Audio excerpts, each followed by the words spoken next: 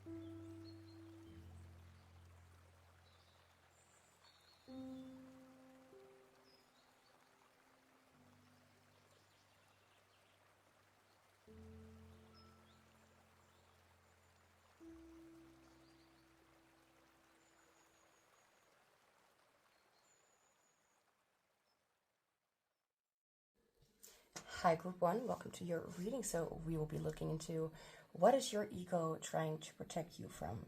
I almost wanted to say, what is your ego trying to tell you? So that could be another way of how you would call this reading or how that would resonate more with you. So let's get started with some pre-shuffled oracle cards. Again, I do want to mention the same thing as in the intro, if anyone has skipped it. Before we get into the reading, I want you to know you are safe in this reading. Whatever will be mentioned is only there to raise awareness of your pain or struggle so you can find closure and feel compassion for your ego instead of, for example, shaming or hurting yourself in any way, like from now on and the future. So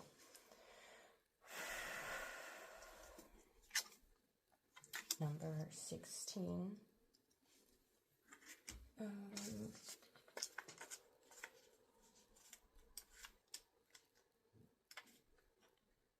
The Master of Sadness. Sadness or grief. Oh, I just noticed. Okay.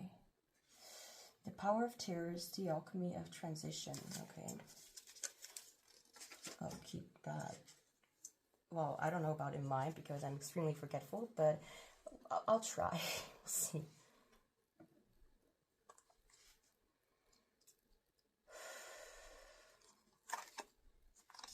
Be groovy or leave, man. I'm not just making it up. It really is on the card. It's either be groovy or leave. Man. So human. There it says God is love. This feels like a safe space, like only here we get to enjoy like the good shit in life or something like that. Ow, why does my hand suddenly hurt? What the heck? How long ago has it been since I was like I'm wearing these things not like for a reason as because my hands are hurting, but pretty much like to have something comfy and also something like, yeah, it feels like a hand glove, but also not. It's not like, and suddenly I feel like this pain in my hands, like holding this card was almost like hurting me. It's like, ow, as if it was like straining me or something. Okay. So you may have like a little bit of like it felt like a nerve, like not wanting to work my way or something. I don't know.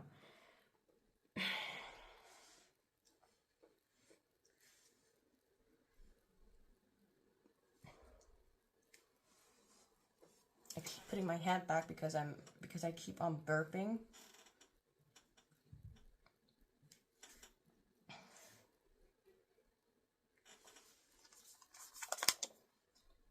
Which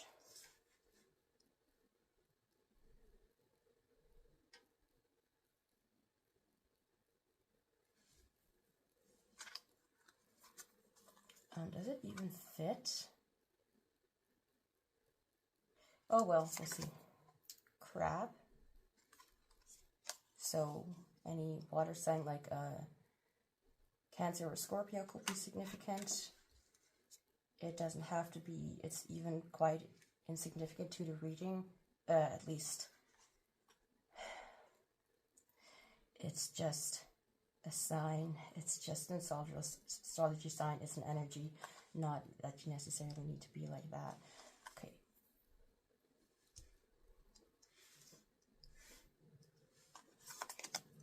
Body. I think I do want to, yeah, okay, let's just, I mean, I can still read it, I can still see it.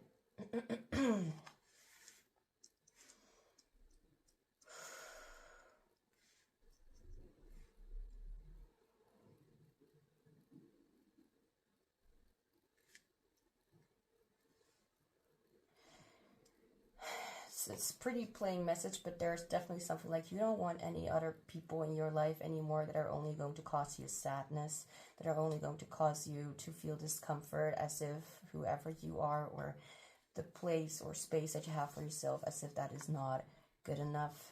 It's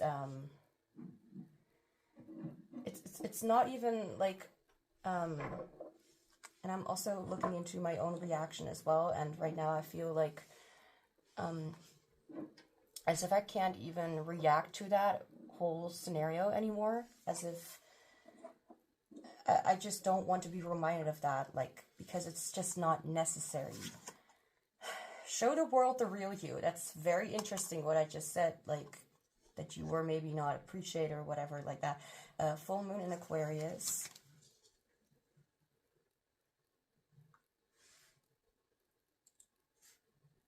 Just here in my head. If it fits, if it sits, it fits, or something like, I don't know, or other way around. Excuse me, number 24, you belong to paradise. So paradise, yeah, call, whatever. It doesn't matter.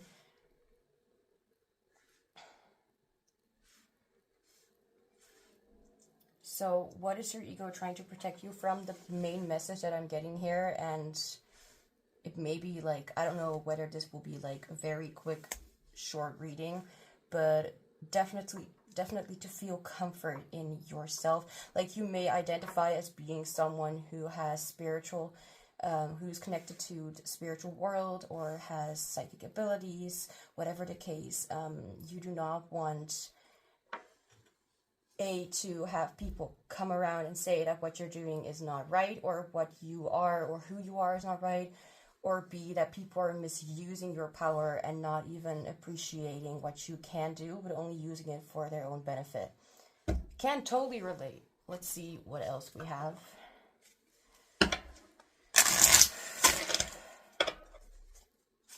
Like, I just feel exhausted, not because of your energy is like that bad, but it's like be groovy or leave. Like, just fuck off out of my life. Like, don't bother me. Something like that. Okay. Mystified. I like how I mentioned, like, you may be someone who likes the spiritual kind of stuff, so you may be a little mystical or whatever. Some things should be left as a mystery to enable us to reflect on their meanings. Having a reason for everything takes away our ability to imagine what if.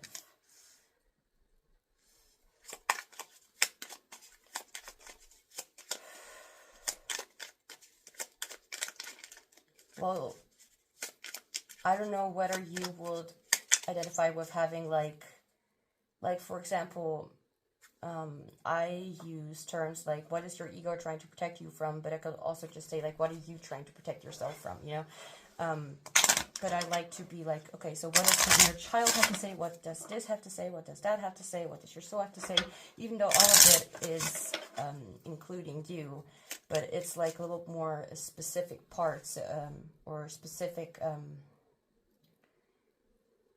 thing or being within you, like, you know. So your ego is the bruised version. Your ego really wants to connect with other people and be yourself. I mean, like you want to be yourself and connect with other people. Dazed. Enough time has been spent wandering around in listless days. Even if you're unsure of the direction you're heading, just start by doing something. So what I could get out of this is that what your ego is trying to protect you from is trying, like, not to be social, not to get out there suffering. Like, why am I being reminded of a certain restaurant? Like, this is not at all, like, related to this, but I'm thinking about, like, a restaurant where you, like, can, like, go eat and drink whatever the fuck you want. It's not specifically, like, made for, like, pizza or for Italian. It's not specifically this or that. It's not specifically that. You know, I'm being reminded of that. I don't exactly know why, but I'm thinking about that. So maybe it's helpful for me as well. Annoyed. Suffering. Thinking that no one knows the pain you're enduring is just another form of self-pity. Every soul experiences pain. It's what we do with that pain that defines our future.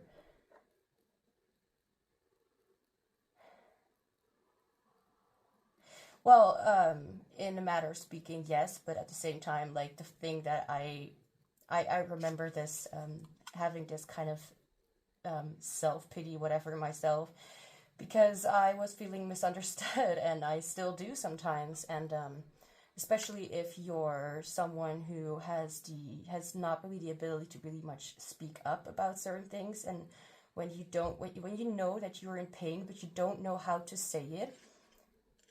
Like, just imagine how people who are not able to talk at all must feel when like, people who are mute, they can't speak, especially like for as a child or something, and then they kind of grow up feeling misunderstood. So at the same time, it's like, I get it, but sometimes some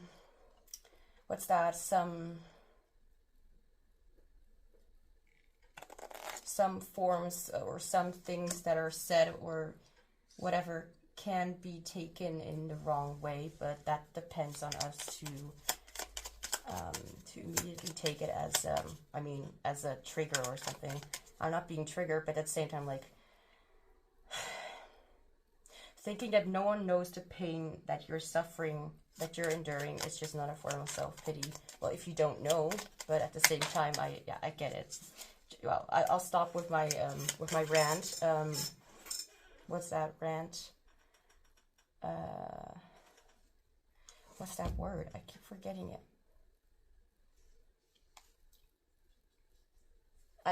I forgot it. It will come back when it's necessary. So, annoyed. Voicing your frustrations will provide you with an opportunity to explain the situation in a different way, which could be the very answer you're looking for. When I was talking about this card fell out, and I was like, and I'm listening, like, voicing your frustrations. If you're not able to do that, some way, that may be a little bit of a painful and frustrating situation. So me explaining all of this, maybe it's significant to you as well. So maybe you're not able, like, maybe you're looking for people to understand you or something like that, but there are not really people around who do, or who just accept you for who you are. So you, for example, rather be alone than be with people at all, because, like, be groovy or leave. It's like, they just don't vibe with your vibe or something like that, or you're almost afraid to not socialize, to not benefit from the ability that you have to be with other people, like it almost feels like torment. And I could honestly say that this would almost be my own group. I resonate a lot with this actually. Which, if that is the case, I can actually try and like explain my point of view. So since I'm autistic, and I have had for a long time never really been able to voice or to speak up about what was hurting me, because I got the situation, like I was getting it, like, or I get it, you know, like I understood the situation, but I was not able to speak it out loud because it almost felt as if I didn't know enough words or like at all how to speak or how to come across, or that, for example, what I want to say, that it comes out a lot more intense, like, or extreme, like in anger than I had anticipated or wanted, and then people just don't listen anymore because of all these things. So I do get it in a way, like I'd rather not speak with people. This is my like daily thing, honestly. I'd rather not speak with people. I'd rather just be in my mind, like in my head, like just that, and be alone, because that is literally what makes me feel so happy. And when I'm outside, like I know it's for a lot of people with autism, at least for the ones who are more on the introverted side, being social is something that causes a lot of anxiety.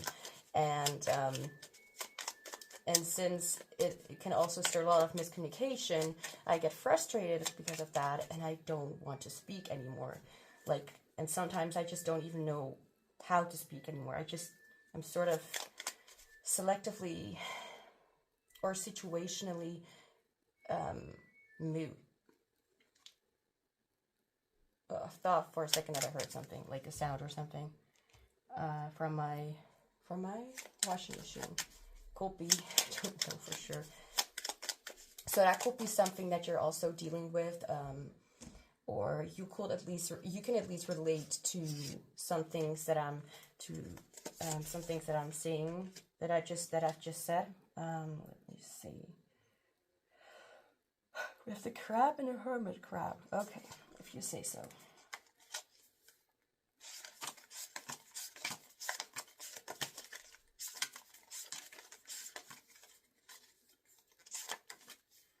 Self-protection, boundaries, teaching others how to treat you. I like how it says self-protection. As I said, that's kind of what we're here for, right? What is your ego trying to protect you from? But it really is like, don't come near me, because you're like, let's just say you have boundaries and you know them, but the thing is, you have no clue how to really throw that out, how to really speak that outwardly. Whatever the reason is behind that, doesn't matter. But it's painful, and it honestly feels like speaking a foreign language with people, and you're trying to communicate, and you may understand what they are saying, but maybe the other way around, like, because honestly, I could listen, this is maybe also a thing of me, but I've been raised in two languages, and English I learned myself through, honestly, movies, television, movies, and eventually also school. So I already knew a lot of English before I even started with school, which is cool. I'm glad. Otherwise I wouldn't have been able to communicate with you at this very moment. The cards fell. But, like, I speak Dutch, like, frequently in the day. That's, like, just what I've been taught. And German is, like, a language I speak with myself, or I listen to when listening to YouTubers, because that's my comfort language. But when it comes to speaking German, it's me, and it has always been sort of a little bit of a tricky situation, because it's like, I know what I want to say, but how do I pronounce the words, or how do I say this, or like what is the word that I'm even looking for? But when like it's the other way around. Other people are talking, I am absolutely able to understand what they're saying. That's the problem. I can hear, but I cannot speak. Oops. Whatever the situation is, like, it doesn't have to be the same as mine, but you can at least understand that it is like a bit of a pain in the ass to even speak with people or communicate with them when you're only being misunderstood. Like, for most of you, it just causes sadness, but for others, I mean, we have frustration as well. I mean, annoyed, suffering, so maybe feeling annoyed with yourself that you're not able to voice your frustrations or to speak them outward. Sometimes there are no words for things that happen. I love how the deck is just like going with what I'm saying. Sometimes there are just no words for things, like I just can't speak. And the best thing and the best you can do is shake your head, have a giggle, and move straight past it. Well, I'm also not gonna, you do not need to take any of these messages too seriously as if this is a certain truth. I mean, there's definitely truth and things need to be said, but this mostly speaks about how you're just not able to sometimes speak up, or how you're just not able to sometimes find the words. This is not necessarily saying that you need to just like giggle and have fun and just go about it, because if this happens like all the time, it can get very, very troublesome, very painful. I'm not saying that with my own experience. That's why I have so much respect and I really feel for the people who are able to speak like multiple languages, or like who are able to speak in a different kind of way, or speak with their hands, It's something that I think is very, very interesting, and very, very, like, people who are able to speak with their hands, there's a certain word for that. I'm sorry, I don't know right now. Sign language, thank you. But I definitely respect those kind of things. It's very cool. It's like almost depicting kind of like what you're trying to say. And that's the thing. My head is like full of depictions of what I'm seeing, but I can't find the words. And no, this is not a reading about myself. This is a reading about you, but I just can definitely relate to what is happening here. And it's only been like 20 minutes. Okay, I'm glad the camera did not take a shit. Yeah. Like an error came up, like it happens sometimes. I shouldn't jinx things, actually. I should just not say something like that, otherwise it will happen, definitely. So, anything else? So, your ego is definitely, this message about, like, your ego is trying to protect you from, well, honestly, definitely your own pain, but it's trying to protect you. So, what could be things that you'll do, or that your ego will do, that will, like, limit you? Like, what is it?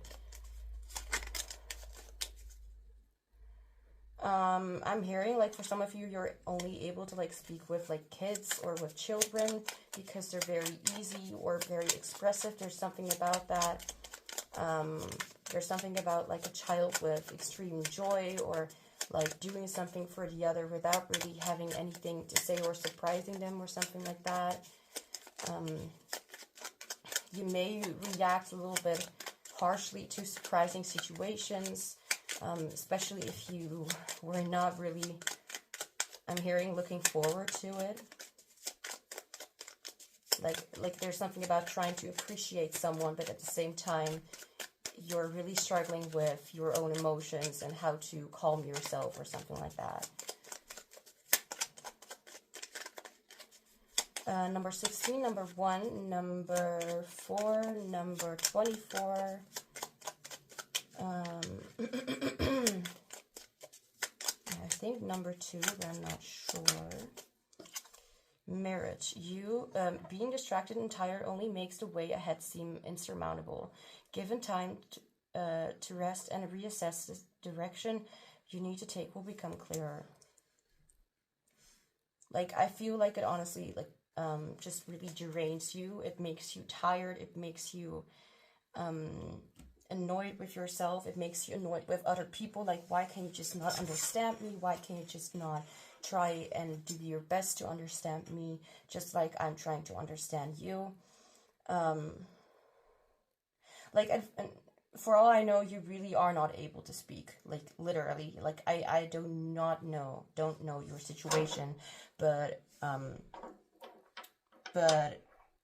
in any case, like, for everyone, it kind of feels like there is a blockage around, for example, like your throat chakra.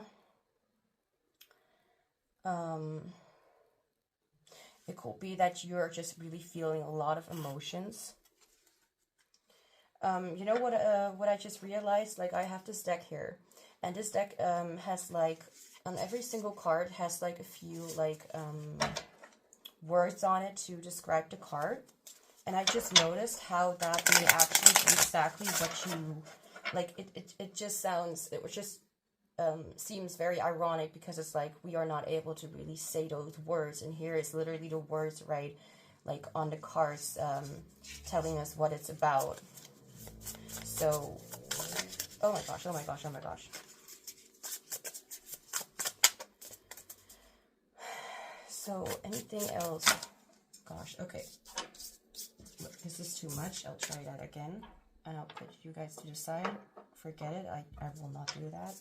I have like two stones in my hand, because right before, well, not right before this, but a little before starting doing this reading, I had like a, what's that? Autistic meltdown. The ones who know will know, but it kind of got a little bit too much with something. Oh.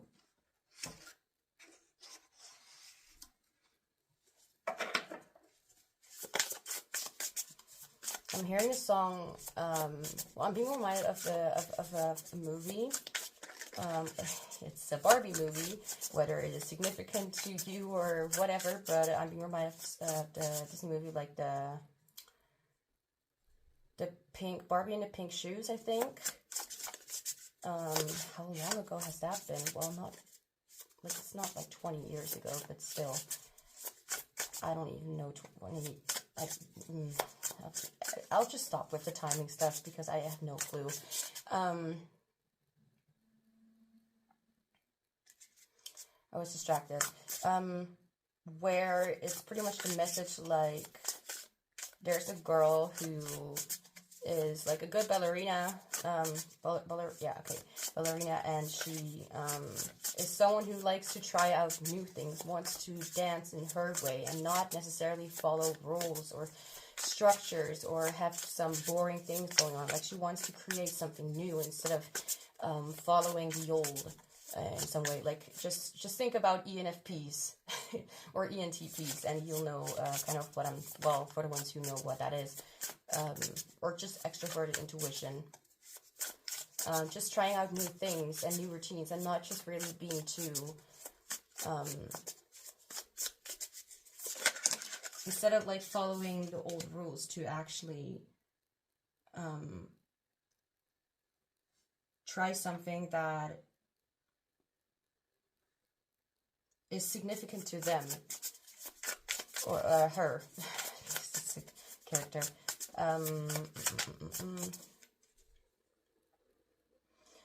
So I was being reminded of that. I kind of don't know why. I was hearing the song in my head, like, Keep on Dancing by Rachel Bearer. Great singer. That's my opinion.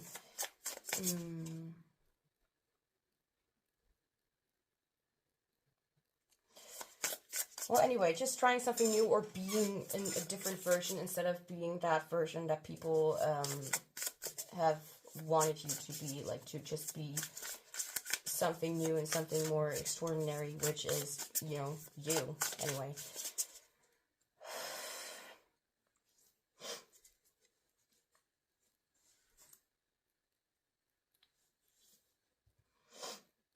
There could be something about like having lived on the street or something like that.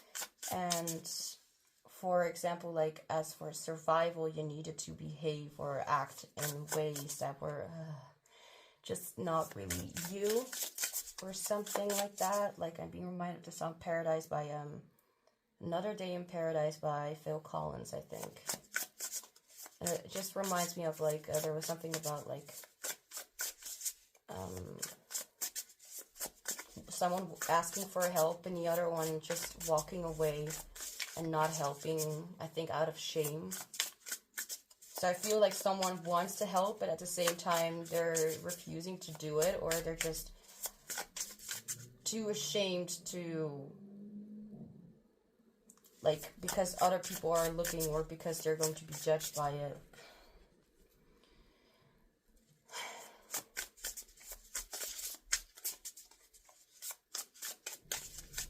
So what else do you need to know? Oh gosh, okay. What is your ego trying to protect you from? Three of Swords. Well, heartbreak, sorrow, and grief. If we didn't already have that right here, like with the sadness thing, with that horse, I mean, it literally says like in this guide, like this is my own made guidebook, because that book was huge. And sometimes I just need like some short words, nothing more, nothing less. Sadness or grief? Well, both are related in some. The Master of Sadness, the Power of Tears, the Alchemy of Transition. Like, your ego is just trying to protect your heart from breaking, your heart from feeling alone and miserable.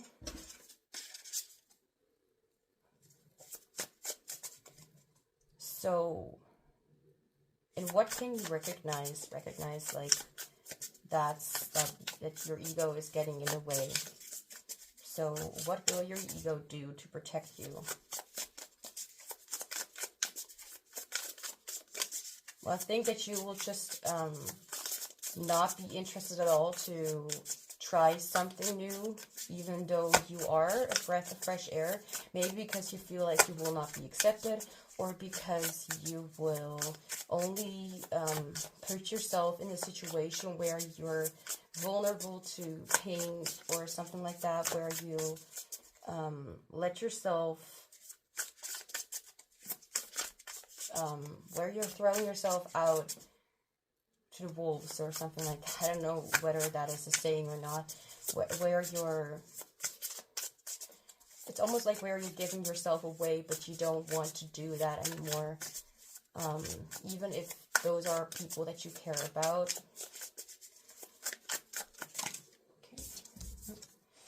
Okay. Eight of Wands. The Eight of Wands, good news, travel, good news, travel. Oh, it's the same. The way that you can recognize how this is happening, or when this is happening, is maybe in the things that you decide to do very, very soon, or very, very quickly, like without really thinking about it. So you may find out that actually what is really causing you that pain is your own triggers, and maybe what is actually causing you to, or making you jump from, well, not from excitement, but from almost out of fear. Like what I remember doing is, like, instead of like really questioning a lot of things that I was doing, I was just going along with it.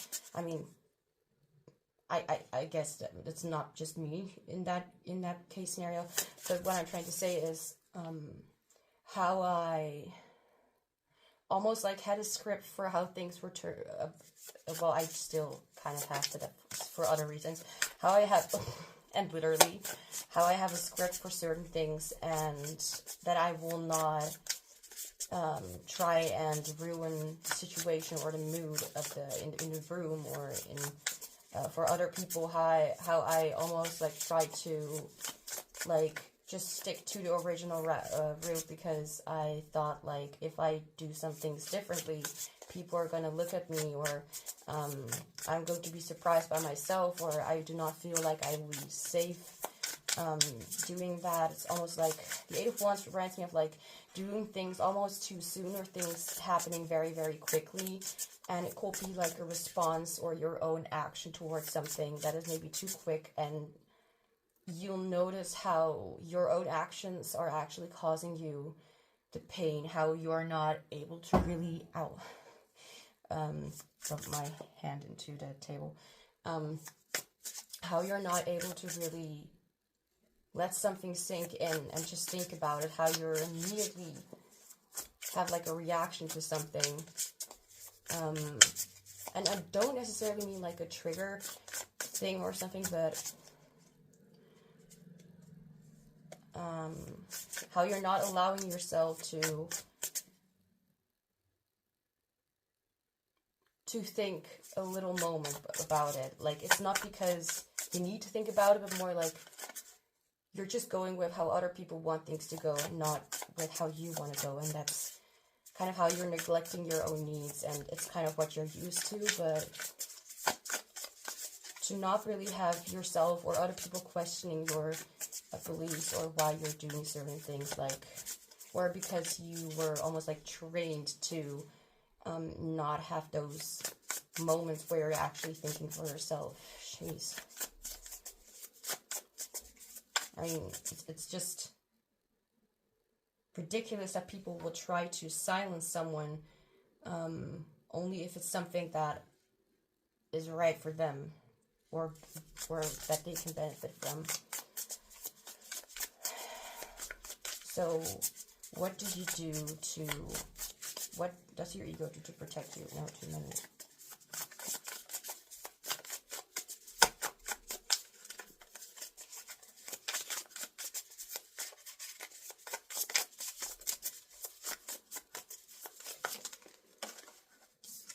We have the Knight of Wands in reverse. As I said before, like, it could be like making rash decisions, going too fast, or responding in a way that is not who you really are. So saying things that you don't mean, or forgetting about your own passions and going with other people's passions or desires. This could also talk about how you well, because I know that the Knight of Wands in reverse is like a little bit of like a blocked energy to their own things going on. Like, there's something about like that. Let's see, do they have that here? Oh, I'm immediately at the Knight of Wands section. So we have flow, fire, and intuition. The trouble is, if you don't risk anything, you risk even more. Erica Jong, or Young. The trouble is, if you don't risk anything, you risk even more. So it could be both situations. It's like either you literally risk a lot more from yourself, or you don't at all take the risk because of fear of what would happen next, or fear of how people will perceive you.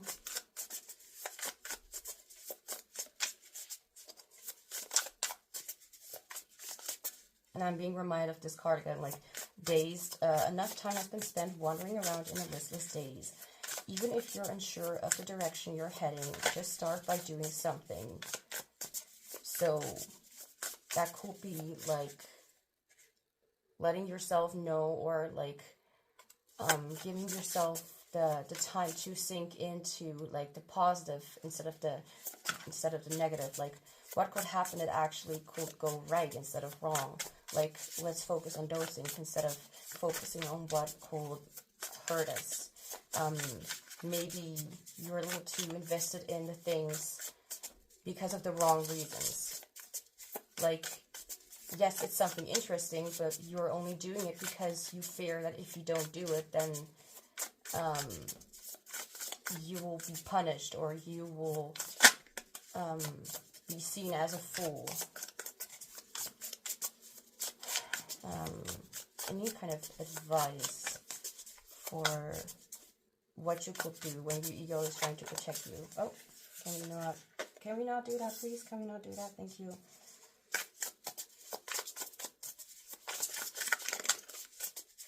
What could help you? Okay. And we have the Eight of Pentacles. The Eight of Pentacles talks about what? No, fall off. Thank you. Okay. The Eight of Pentacles talks about hard work, about education, achievement, hard work, results, how to definitely put a lot of your attention to the things that matter to you, and to not question those things, but to actually educate yourself more about why you are the way you are. And not because you necessarily need to do that, but because it's like, it will probably help you understand yourself more and feel compassion if you try to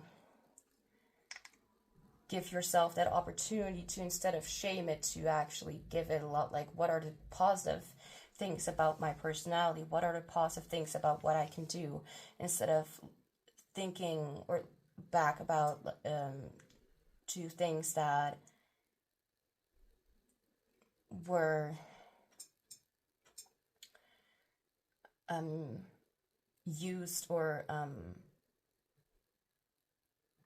for our own benefit, or like, you know, what did not have anything to do with you. So what does it, how does it benefit you? How does it help you? Or something about that.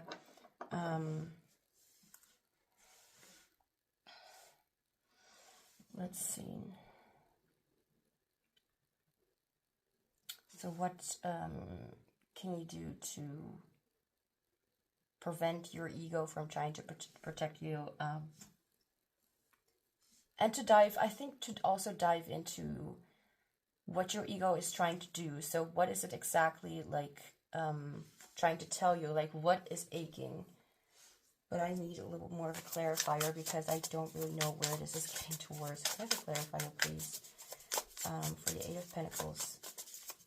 Or just another card, thank you. We have the Three of Pentacles. Okay. Yeah, to me, it could be like, instead of working against yourself, try to work with yourself. And try to notice how other people are maybe trying to work with you as well, instead of against you. Let's see. Enterprise, success, talent, teaching, and a little bit of a, and then a tiny heart. Yeah, to really educate yourself on certain things that you do, that you are, that what you think is defining you, what you think is just what you have to deal with, or what you think that you need to change, like, or have been taught that you needed to change that. Like, what is it that you're trying to hide from the world, and why are you trying to hide it? And like it's almost like what I've been talking about, but a little more in depth for yourself, because the more you will understand where it's coming from, the more it's going to turn out that you actually like those traits instead of dislike it. Maybe you've just been taught that you should dislike it for other people's reasons and not your own. Like, secretly, I just feel like you have been taught to dislike yourself, even though you find joy in it. Like, let's just say I say something that is just a joke, and I know it's a joke, but then my ego pops in and says, like, other people are going to perceive it like this and this and this, and I immediately think, like, oh, now it's something bad because of this and this and this, you know. But actually, I thought it was funny. I thought that I had a good time myself, but instead I was focusing immediately on how other people are going to dislike that very thing that I was thinking was funny. So how something like that, how you are letting yourself be tormented by other people's perceptions, even though they're maybe not at all present at all. So let's get into some last messages that you need to hear. Last messages and guidance about what, anything else that you need to hear. So we have, I forgive myself for taking myself more seriously than is helpful to me. Yeah, like to, as I literally just said with that joke example, like to not literally go too far in Like, it's very important, of course, to know what you're saying, that you are not, like, saying something that is really, it's important to know to not disrespect people, but at the same time, like, you do not need to make it extremely ridiculous. Like, you like the color red, and now it's immediately like, oh no, this reminds people of anger and sadness, or sadness. This reminds people of anger and of this like war happening, or of this, like, light up. Like, you don't need to literally take everything too seriously, and yeah, which you are honestly really doing. So forgive yourself for taking yourself more seriously than it's helpful to you.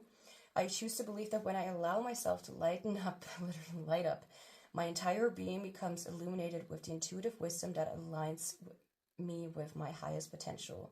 Control seeker, the genius. So it's a little bit of control seeking. Now we have reading wellness. Balance is the key to a life of infinite miracles. Let's see, what else do we have? Okay. Then we have receiving blessings of grace with bathe in beauty, number 15. Well, said number 16. So maybe you're still a little bit younger, but I'm not going to comment on that. It's not like I'm literally giving like illegal content out there, but at the same time, I just know, like, if you're not ready to hear such messages, then don't spend your time doing that. What do you find truly beautiful? Where does this experience take you? What does this reveal about the truth of reality? Practice. Consider what most opens your senses, inspiring you into the felt experience of the divine. Perhaps you are rendered speechless by a work of art, exquisite music, a beautiful sight in nature, or something pure you see in another human being. Today, choose something that you find truly beautiful and meditate upon it, as if bathing in this experience with your whole being. Let your body, heart, and mind immerse in it and be brought closer to God or spirit, whatever you prefer. Because it's like kind of like all of it is the same, but it's still, we all have different names for it. Some call it spirit, some call it angel, some call it universe, some call it God. Okay, last message is, I do not have to prove myself to anyone. And that's true. Like, I mean, what reason would you have to do that? If you will ask yourself the question, like, what kind of response or what kind of reaction does your mind immediately, like, what immediately pops up into your mind? And I bet it's not something that has anything to do with you, but more to do with other people. Now, group 1, that's all I have for you, so thank you so much for being here. Do not forget to like this reading if you enjoyed it, so I know what you guys are interested in and what it can lead towards making in the future. If you have any suggestions or ideas or for other pick a card readings, you can comment them down below, so I'll be able to acknowledge them. If you want to support me in this channel, you can comment down below and let me know how it resonates, or there are also other ways of supporting me that are in the description down below if you are interested. I'm sending you much love and joy and healing. Thank you for letting me do this reading for you, and I hope to see you back soon. Hi group 2, welcome to your reading. So we will be looking into what is your ego trying to protect you from. Now, before we get into the reading, I want to repeat what I mentioned in the intro. I want you to know that you are safe in this reading, and whatever will be mentioned is only there to raise awareness of your pain or struggles, challenges, so you can find closure with those things and find and feel compassion for your ego instead of shaming or hurting yourself or your ego. Which, anyway, in any way, in the future, I wanted to go on a different road, but I was like, no, let's stick to the script, okay? So now, let's get started with some oracle cards that I pre-shuffled. Speaking for this reading, like, I'm immediately being reminded of, like, so I wanted to go on, like, a tangent sort of way, but I didn't even know where I wanted to go, so I was like, forget it. And then I messed up. And then I was like, I can't speak. So something about speaking could be significant. Anyway, So what is your ego? Oh, what is your ego trying to protect you from? Number 25. Hello, eyes. Let's look into what it means. No. Attraction, love's potential, relationships, challenge, emotional resonance. Okay. This may get interesting. Just because it's about a relationship doesn't necessarily mean that it's going to be interesting. Like that gossip bullshit that people used to do, like about relationships, or people still do. I don't know who is listening to me. Okay. Why do I feel like people have like the kind of humor of like I was seeing like Lixian from Markiplier's channel, the one who is editing his videos, and these two are a comedic duo. It's hilarious. It's endearing. It's lovely. But I'm suddenly like seeing like myself doing this reading and like Lixian just putting some shit in here. So you may literally know of that, or that's maybe your kind of humor. I don't know. And you immediately get a good vibe. Butterfly dreams, which I find interesting because before doing this reading, earlier today I got like a new deck. Let's see, which one was it? The Grief, Grace, and Healing Oracle deck and guidebook. Those huge guidance kind of cards that I used to use. And oh my god, don't fall please. But they always have like this fluffy little pouch that they give you, and I never, wear this thing, which to me is like so long, but I have used these pouches as like to where I put my medication in, and this is a pouch where I put this deck in because it didn't have like a nice box or something to really, put it in. But and this has a butterfly on it, so something significant about butterflies. I was just thinking about like this deck had like a new home. Okay, anyway, so you may have been called to group 1 as well, because maybe of the amethyst. Oh, death. Oh, cute. Look at its eyes. Okay. Death is very cute. Yes. Quote of the year. Why is this?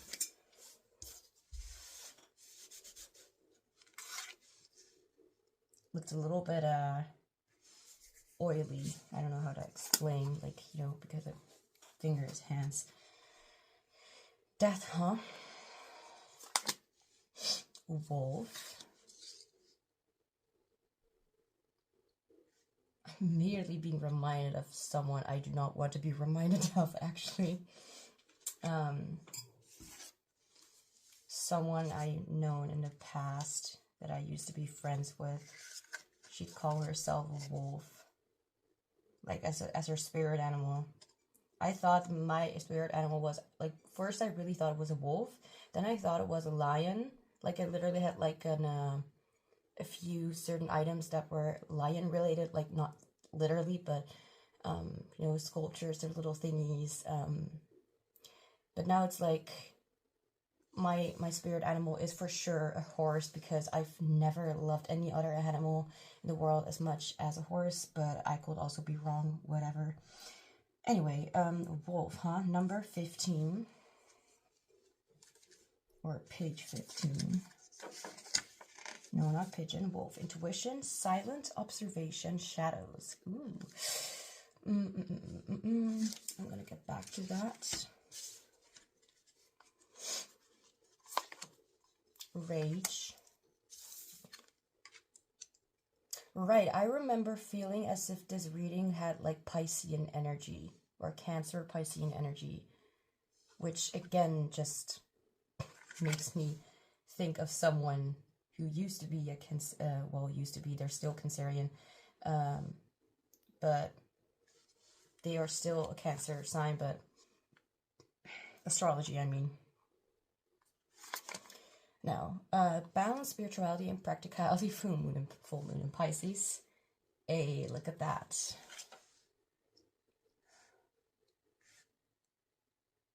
Wait, what? Ah, okay. So, can you still, well, let's create some space. And serendipity with merge with the flow, number 30.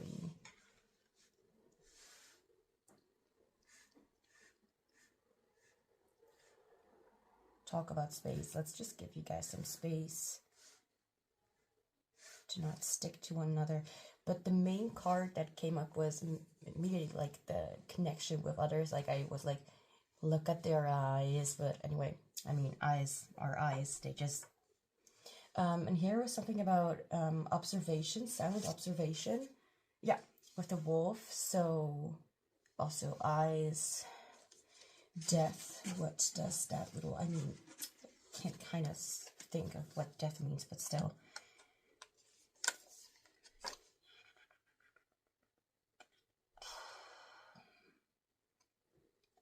Okay. Transformation, new beginning, cycle. I could have just spent my time with doing something else than looking into that card. Like, that was pretty obvious. Okay. So, what is your ego trying to protect you from? Butterfly dreams. That's the one I didn't look into yet. That's why I don't get it. Oh, that's gonna... Oh, gosh, how long is it gonna take before I find that card? Okay. Butterfly dreams. Oh, that's interesting. The fruits of your current reality were sown as seeds in a past one. Every version carries clues of your becoming, as well as choices that will inform it. What was once a poster on the wall is now a car in your garage. The notes in your journal, now a book. Your dreams for the future made real in the present. This is how life moves. I'd rather not, because I'd rather keep my notes to myself, if you don't mind. I will not want the world to know about that. Does the caterpillar have any way... Oh, right, there's also... Yeah, hello. Of conceptualizing what it will become at the one set of its chrysalis. Do you? Don't mind me, I'm just trying to read it and not reading it at all, because that's just the way I do things, I guess. Perhaps it feels like dying, which is interesting because they're death. Possibly they sense deep in their primordial... Yo, Google Translate, can you please help me out? So, oh, excuse me, primordial. Okay, if you say so. Google Translate is right. Primordial ooze that they are being reborn. Perhaps both are true. So perhaps it feels like dying. Possibly they sense deep in their primordial ooze that they are being reborn. Perhaps both are true. Felt the need to read that because I got distracted by my inability to read. So, being reborn, death, rage, balance, spirituality, and practicality, huh? Okay. Chair, welcome to the reading. I really need to drop some oil droplets on that thing. I mean my chair.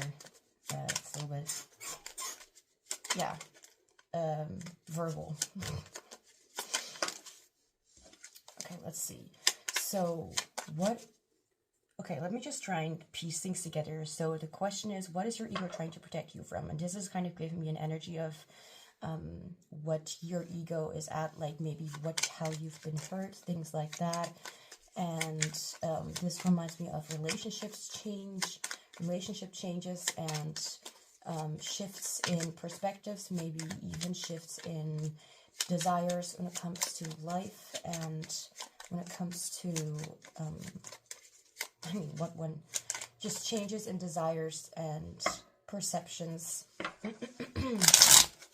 And the feeling of not necessarily being misunderstood but by misunderstanding something yourself. Reject. Dismissing opinions too quickly can lead to neglecting important information. By taking time, the truth will become apparent and you will view the situation in a different light. I don't know if anyone noticed, but I was reading that very, very smoothly. That was a surprise to me. Dismissing opinions too quickly. Difference of opinions can also be something like reject. Not being able to connect with one another, which I feel like there's still, it's not really true, actually. You know, I feel like there is an illusion in your mind sometimes where you're thinking like, I'm not connecting with this person, or I cannot stand this person, or we have difference of opinions. But actually, I really feel like these differences are exactly that, what connects you and that other individual, whether it be a human being or literally a pet or an animal in general. Whether, like, just because you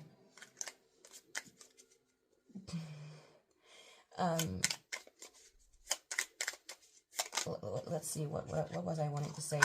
Just because I don't like spiders doesn't mean that they're necessarily in the wrong or that they're literally doing something wrong, other than entering my house without permission. Why do I keep feeling like I'm making making a little bit of making fun of myself? Balance, spirituality, and practicality. Reject, rage. Like, I do feel like there's a misunderstanding when it comes to differences in these kind of ways. So it's like, for example, growing up in an environment that is actually very good for you, but not good in a way like that's exactly what you need in your life in general. But I feel like sometimes having a little bit of a different perspective, or having something that makes you kind of like shift your perspective, it's not something illegal to change your mind. Grief. And I notice again like how it's a little bit of a grayish kind of card. I mean, yes, purple is there. I can definitely see it for the ones who are not colorblind. That was not meant to offend anyone, by the way. Grief. The feeling of loss can be debilitating, but sorrow becomes part of our healing experience. What you have far outweighs... What you have far outweighs what you lost. What you have far outweighs what you lost. I didn't understand the way it was said. What you have...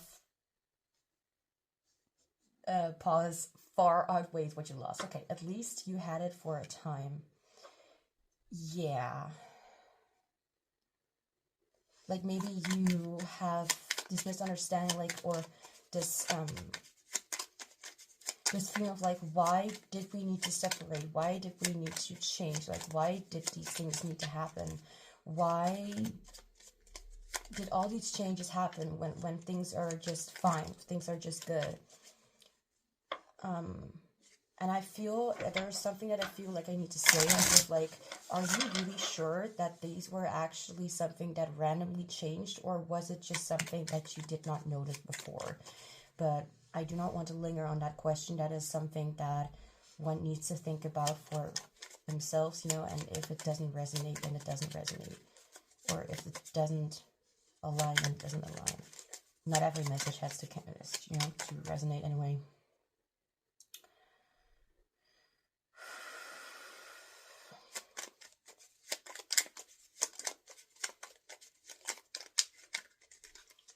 So, what is your ego trying to protect you from? So,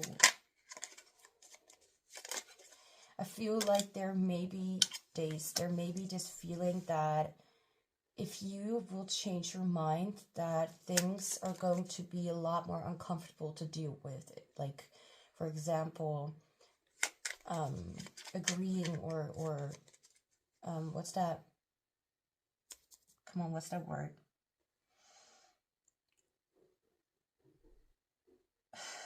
What's that word?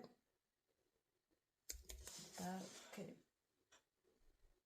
Surrender. I just needed to look back to a deck to know for sure what the word was, what I wanted to mention. Days. Enough time has been spent wandering around in listless days. Even if you're unsure of the direction you're heading, just start by doing something. Okay, so this definitely reminds me of, like, for example, like a heartbreak or something that had happened that, like with reject, I feel like, again, difference of opinions, difference of intentions. Well, I don't necessarily feel intentions, but like changes in wishes and desires and in outlook on life could even be. One, like, for example, maturing a little bit earlier than the other.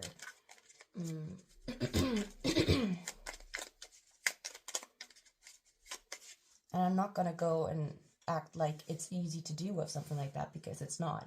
But I feel like your ego is trying to really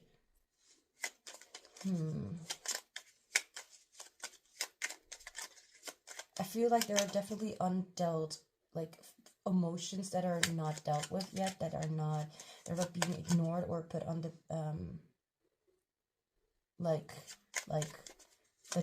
or things that you need to do, but you're still, like, you're keep putting those things off because there are other things that you deem to see, that you seem to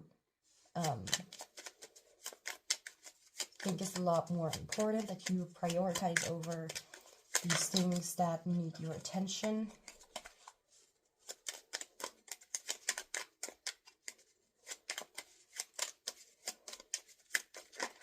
There's definitely a lot here about shifts and changes, and it has a lot to do with, like, both of these are talking about, like, death and rebirth and like a shift. Wolf.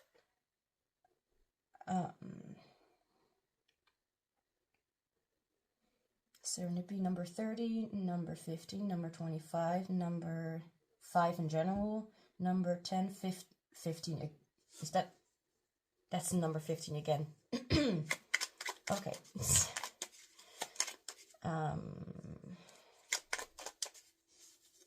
Number 6, number 7.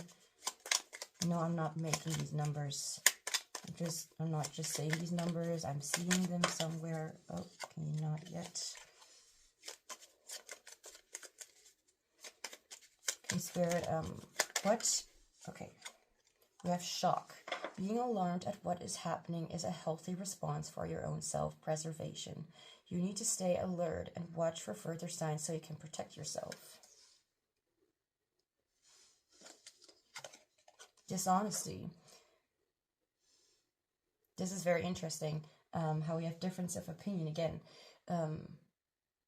Like, I'm saying a lot of difference of opinion. Here we have, don't confuse dishonesty with a difference of opinion. Everyone has their own take on a situation, and you are required to respect the differences. And that may have felt like a harsh message, but it is the truth. And there is, like maybe not noticing how you are actually claiming your subjective truth to be objective. Just because you do not understand this person's reasons doesn't necessarily mean that they're a monster. With all due respect, you know. Defeated. down does not mean out. It just means taking a breather. I cannot stand this song. Can I just...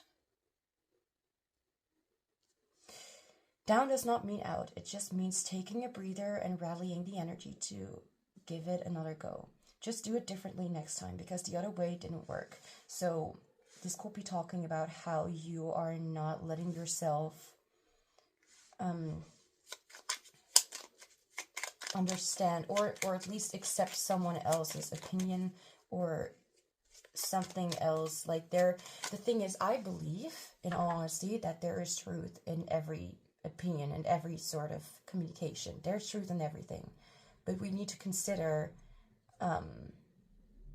the facts of the situation, and knowing that even if your truth is very important, it doesn't mean that it should have the over hand or something like that. No, that's not it. That it doesn't mean that it should be the...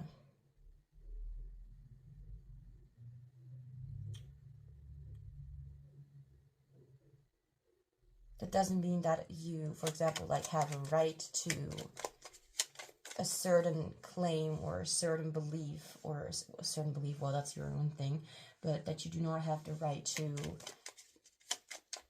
for example, play God with someone else's decisions. Sometimes it just needs to be dealt with, and I'm being quite honest here, that that it's okay to take some time. Like, it's okay to feel angry and upset with what has happened, but that there has to be a time where you'll notice that it is important to get yourself out of that space for once, and to also remember that there are good things about that, and that it's not necessarily something that this person is doing on purpose. It's not like they're hurting you just because they want to hurt you. It's not like they're leaving you because you are not worth it. Just because something did not work out doesn't mean that it can't work out in the future. That doesn't mean that change is going to disrupt anything. Maybe this change is there actually for things to go better in the future. So this could be a change in like for example, if you have broken, if someone has broken up with you, okay, I'm gonna say it like that. If you two have broken up, or if something has not turned out the way you wanted, doesn't mean that that was something like the worst experience. Like, if anything, if it did work out, then maybe it would have been a lot worse. And you may have noticed in a little bit of a different kind of way, which may have been a lot more, rejection is divine protection. I don't want to say it like, you deserve it, but sometimes it's better this way, because any other way would not have given you or giving you that information, or giving you that opportunity to grow from it yourself, to see that it's not necessarily something like a bad thing. Like, if things did turn out, then maybe it would have turned out worse than you expected. So maybe it was like you would have realized that you never wanted that in the first place, and that you wish you never had experienced that. Sometimes it's we may not know what could have happened, but know that what is happening right now and what you are doing right now is contributing to where you are going to go. So you have the option, of course, to stay in that energy of like refusing to accept a change, and thinking about what else you could have, or what else could have happened. But I think it's not going to really bring you anywhere close to fulfillment. So now let's see. What do you need to know? What is your ego trying to protect you from?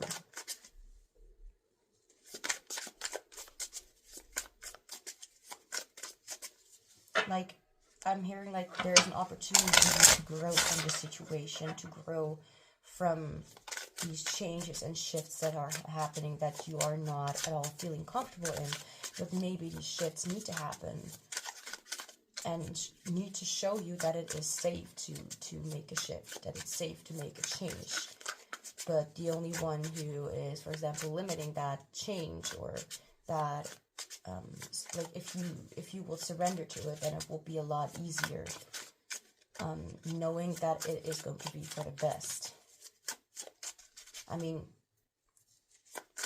you could either choose to trust the flow of where it's going, or you'll realize soon enough that you have no other option than to move forward. Not to say like move forward like from this person, blah blah blah. Like, we all have our own time dealing with that. But certain shifts are meant to happen to make us realize that that would have been the better option anyway. So let's see, what is your ego trying to protect you from?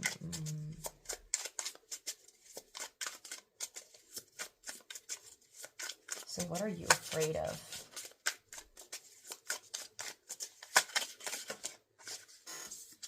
We have judgment in reverse, okay. Let me see, because judgment is all about letting go, forgiveness of oneself and maybe even other people. It's just a general forgiveness or acceptance of oneself, and like this feeling of like a huge shift in how you perceive yourself. Can't handle this. Okay, let's just get back to that song.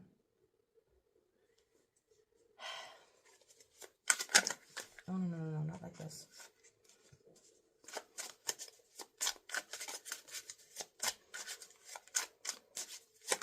Oh. Judgment in reverse. I do want to see what the guidebook has to say. Just like, we're immediately at the judgment card. Oh, look. Oh, okay. Oh, that's interesting. A powerful spiritual transformation from which there is no turning back. That's very interesting, because transformation is another word of change and shift. So, yeah. Let's see. Keywords. Right. So, upright, which it is not, is closure, awakening, resurrection, absolution, inner calling, and reverse, we have unease, loneliness, stuck in the past, regret, self-doubt, and inner critic. Look at that. Okay. Oh, and we have that. The card is on page 55. Okay, which 5 is all about change and transformation, which is like, so your ego is trying to protect you from changes, if that wasn't already quite, obvious in all what I already had mentioned. The camera had an error, and then it didn't want to move forward, so I can't really help or say anything else than that. But I'm just going to continue with what I was saying. So, what is your ego trying to protect you from? Like, what is your ego afraid of?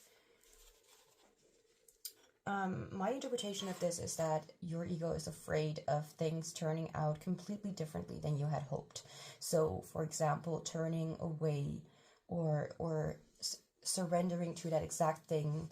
Maybe your ego or you, like, that this fear comes up that things are not going to change and that you're still stuck in the past, by not following the flow of what you feel that you need to do.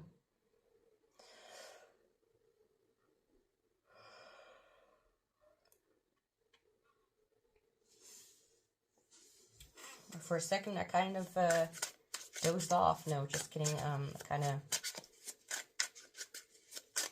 I yawned and my eyes were stuck. And yeah, okay. Anyway, spacing away. So, can I have a clarifier for the judgment?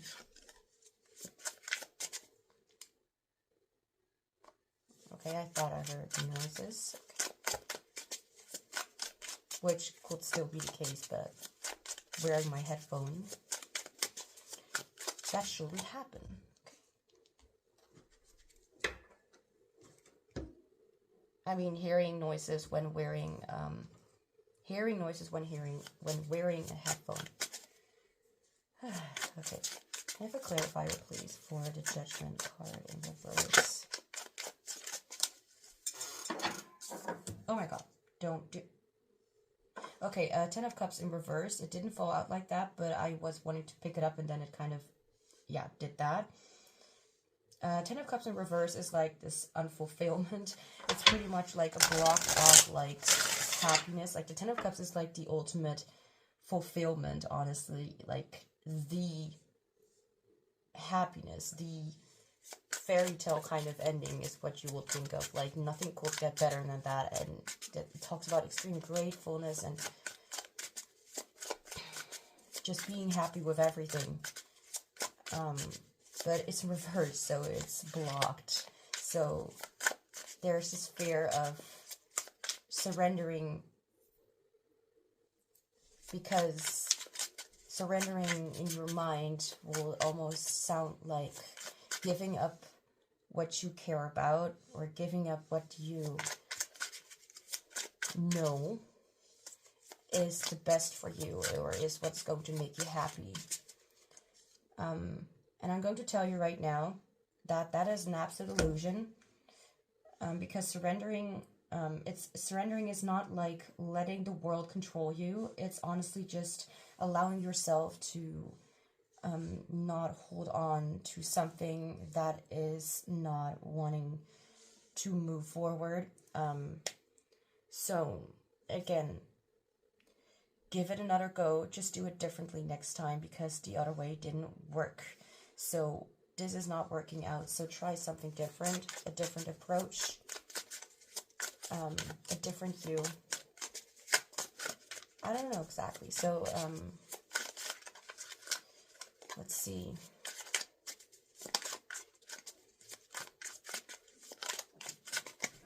So I honestly feel like this is something that you're actively dealing with right now. So, or struggling with, I will say. And still, I said in the intro, I am still not judging. I am giving advice. You do whatever you want to do with that advice, and you go on with your life in the way that you want to. The message here is just what you believe in is not necessarily something wrong, but you may be extending too much of your energy on that and not really focusing on the things that need your attention right now, which is yourself and not necessarily a connection, because what is meant for you will always be there for you. Can you fucking let go? Thank you. So just because something didn't work out doesn't mean that the world is going under.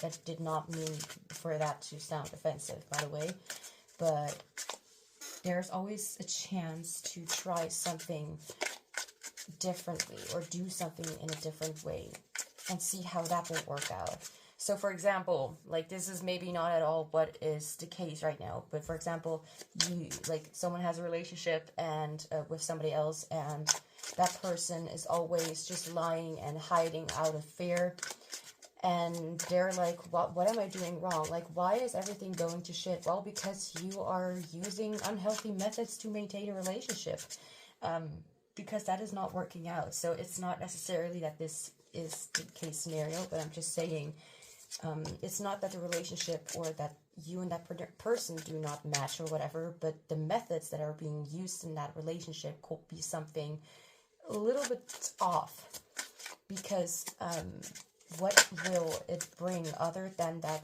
inner feeling of being safe, which is, by the way, an illusion, because vulnerability is a strength, and the more you are able to trust yourself with the decisions that you make in your life, the less you have to feel like everyone else will be shitty in that regard. Because no matter what will happen, you know that you still have yourself, and you know that you can still trust yourself to make the right decisions.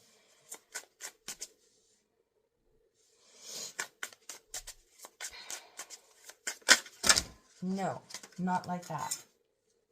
Like, some people may not be very happy with this message, which I mean, well, I'm not the one who, like, what can I say other than, well, if you chose this reading for a reason, then it's not like I literally am saying shit to piss you off. Like, that's for your own interpretation.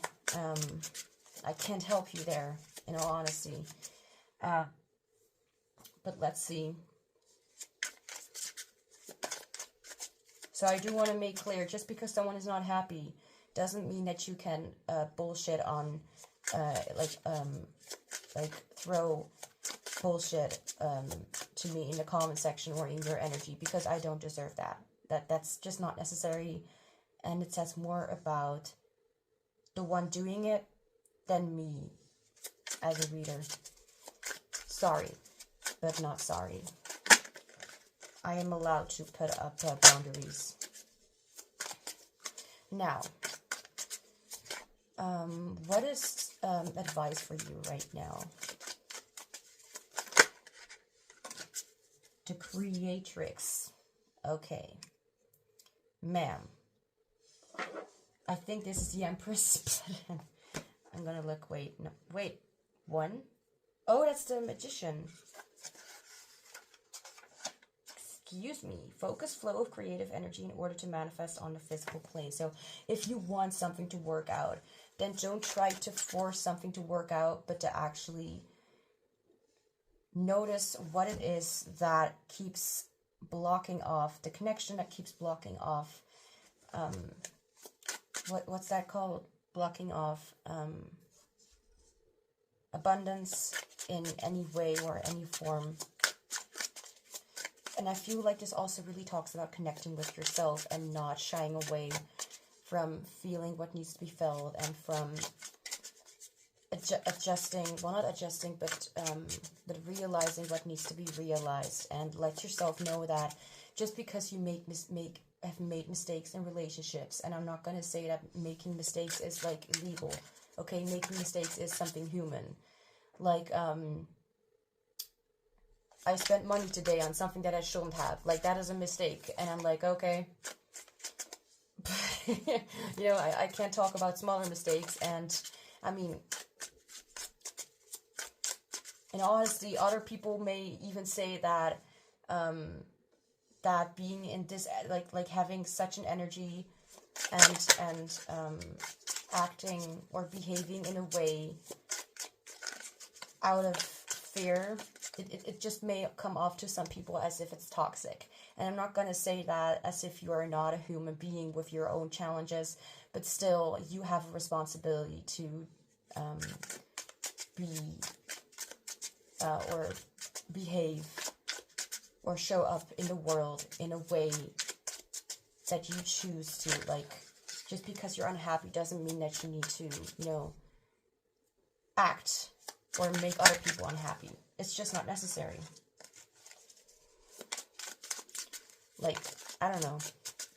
I'm hearing this thing like, if you don't have anything good to say, or if you don't have anything worthwhile to say, like, you know, it just throwing out like nasty things, then don't say something or anything at all.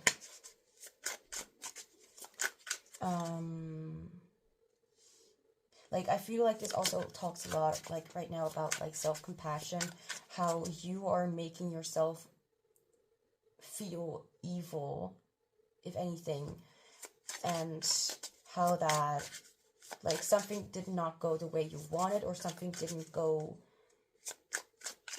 how you had actually wanted things to go, and don't and that doesn't mean that that's something bad, but maybe your reaction to it is a little bit stretched to, in a way, toward, ow, okay, that was, why did I say ow? That didn't hurt me, I just thought, like, something made a noise, and that scared me. Okay, okay. The message here is like you have the option to stay in this kind of attitude and to hurt not only others but also yourself. Like the sooner you realize that you're just not happy with something and that you have the choice to make yourself happy and to not impact other people in a bad way because you are not happy with their decisions. I remember saying something very, well, I don't know about me, but it may have come off like that way. Like, in all honesty, like, all I could see was my own pain and how something that has changed, how that really affected me very deeply. And I lashed out at this person saying, like, thank you for leaving because now everything is crap. You know, I kind of did that, and that is not okay. That is not very kind. However, I was in such pain, I didn't even realize it. Like, I right now have forgiven myself. Like, because I understand, like, I don't focus too much on, like, how much I have, for example, like, hurt someone else, because the main thing is, like, I'm hurt myself, and that's the entire reason why I may have come across as a little bit of a bitch, you know. So it's not necessarily looking toward, like, needing to regret your own actions, but the sooner you realize that it has come from a place of pain instead of happiness or being okay, like, the sooner you realize that you are just unhappy and that's why you are acting this way, the sooner you accept that everyone feels pain, and that it's not that, like, you know, I'm not saying that other people may be happy with this, but I feel like a lot more people are able to understand why you are saying something like that in the first place. And I feel like that's important for you as well, to notice that, if anything, you should focus a lot more on yourself, and you'll notice how, if you are unhappy, you know, if you are feeling grateful and happy with your life, you won't feel the need to diminish, to hurt other people in any way possible. So even if you have done things that you could have done better, and I don't know what on earth that could be, or what you may have done, like, that's not, like, as I said, like, that's not really what we're here for. Like, it's like, yes, I mean, that's definitely something on your journey that you need to realize, like, the effect that it may have had, so you'll know, like, you know, but at the same time, it's not something that you need to put all of your energy in, because then you're only hurting yourself and not really looking into the real issue, which is your own pain. You know, the thing is, I've been in a lot of, we all have been in pain, but I've often felt so much pain, and then I kind of lashed out, and nobody ever dared to understand me, and I was immediately pushed to just be kind toward them, but at the same time, I hurt myself because I did not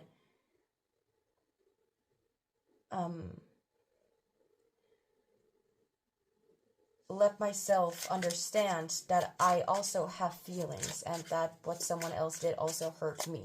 So I really just kind of neglected my own being for other people's well-being.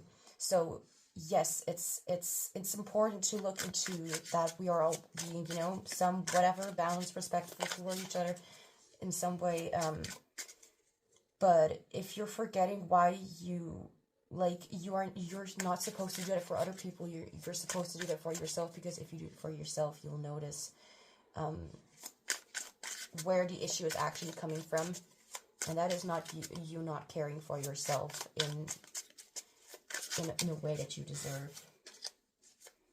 And here we go, like Justice at the back of the deck. So it's like, yes, definitely, like you are in pain and you are allowed to be in pain. I'm not saying that you are not. So holding back these emotions, that is not a good thing. But to lash out at people and just hurt them, that's also not a good thing. So what you can do is to look into what you can do for yourself to make yourself feel better, and to not rely on other people to do that for us, because that's just not going to fix anything. Anything else? What is your ego trying to protect you from? Like, again, trust that even if people would not forgive you, if you're not able to forgive yourself, if you're not able to take yourself seriously, don't do that. If you're not able to take yourself seriously, then you will let other people pretty much do the same thing to you, including yourself. Like, it will happen over and over again. And then you'll ask yourself, like, why is the world so mean to me? But actually, it all has to do with our own, I'm hearing impulse control, but it has to do a lot with our own, I'm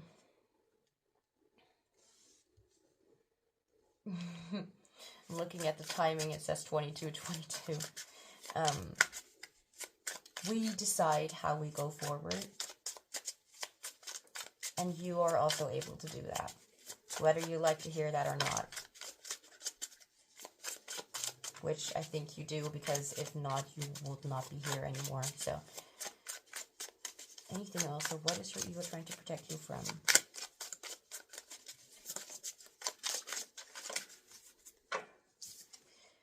Five of Pentacles. Rejection.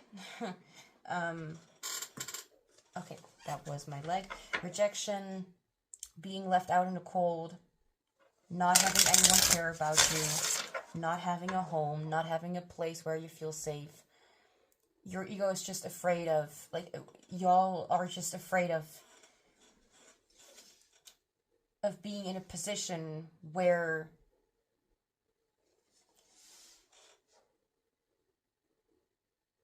you're, like, it almost feels like I need to control the situation, otherwise it will turn out in a way that I did not anticipate, that I did not want. But that exact action, that exact, like, seeking for control is exactly what is bringing you to that place. Because it is making the situation worse. Let other people make their decisions, and then and also let yourself make your own decisions.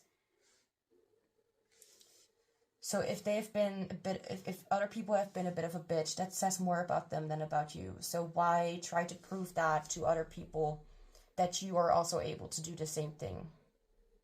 Why make it worse for yourself, right? Now, let's see. Did I? Okay, I did not. Let me just see. Forgot to put the cards next to me. Anyway, so now we're going to look into some last guidance, some last messages for you that you need to know right now about all of this. And we have, I forgive myself for judging the experience of emotions I would rather not be mine. I choose to believe that when I honor each and every one of my emotional expressions, I discover a deeper wisdom not accessible through reason alone. I hope you heard that, because that is pretty much, I see that as something very true. Releasing expectations. There we go. Perfect. That sounds very good, right? Only the highest possibilities come to be, whether I envision them or not.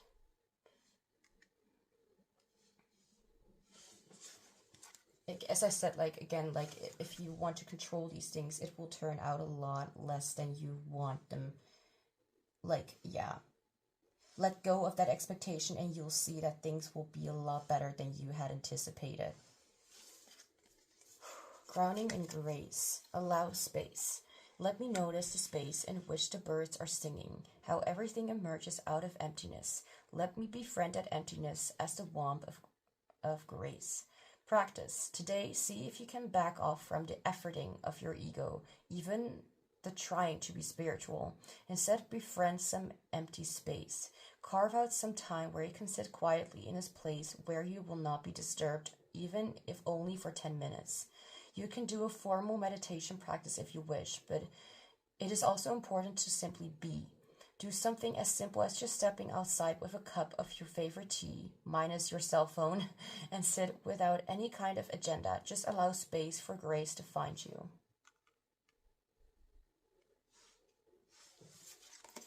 And the last card is, I am a vibrational match to all that I desire.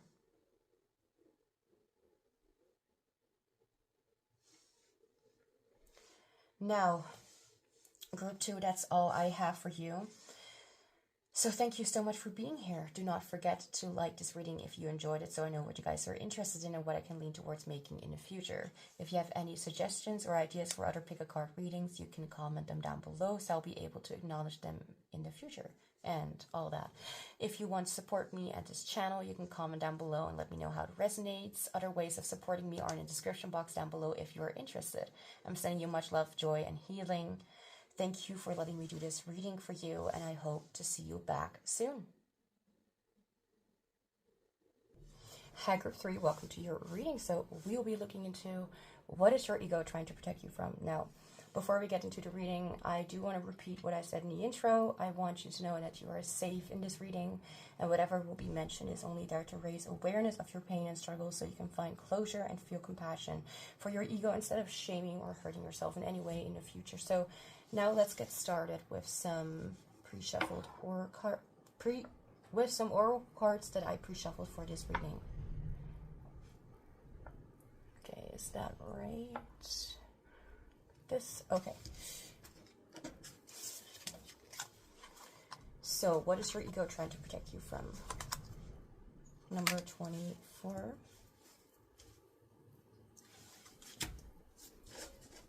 Guidebook, where are you? I need some assistance. Kairos, action, timing, opportunity, moment, infused with meaning and choice. Okay. Let's hope I will not forget that.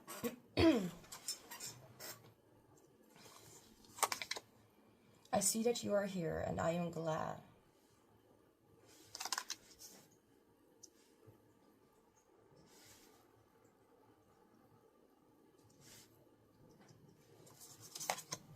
Spider, number, I think it's 9, number 9. Spider, huh? The spider traps those who wander into her web. Control, home, familiarity, comfort, trap, security. You can also call it creativity, of course. That's at least what a lot of other non-animal oracle decks have told me about the spider. Let's go. Thank you. Hen.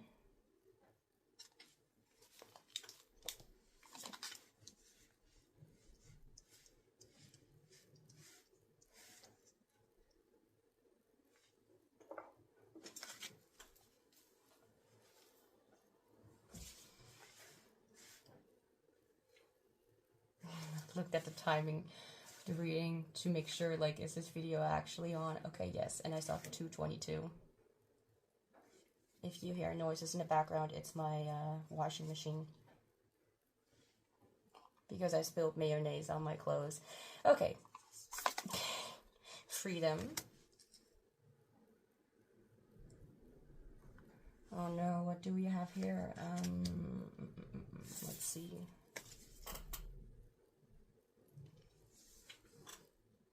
Do I have, what? Why is that open? Okay. Got distracted for a moment. I need something to cover that up.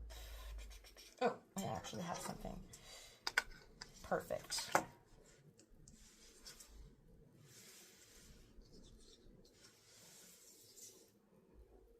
Yeah, cool. The hen, I need to know.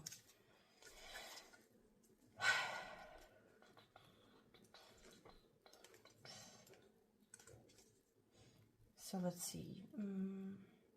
No. Number 33. Submission. Submissive, okay.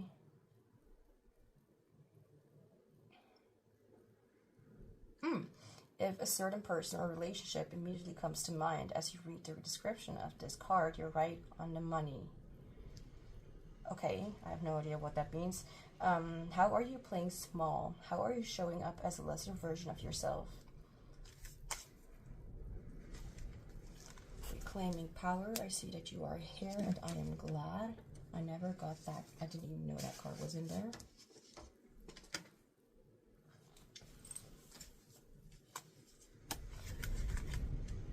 Okay, the weather is a little bit aggressive outside. Okay.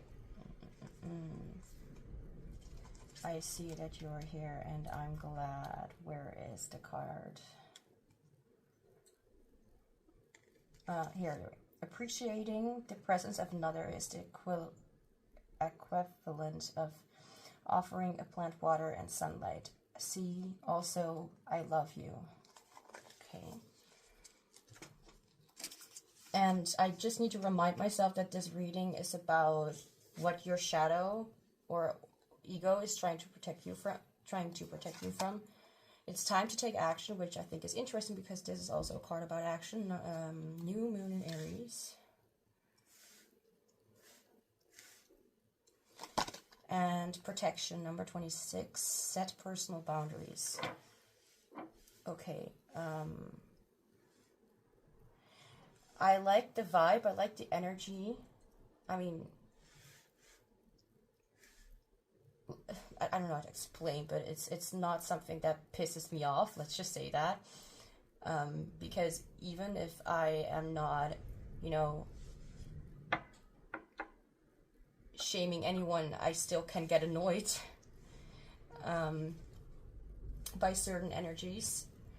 So again, Kairos or action, timing, opportunity, moment infused with meaning and choice.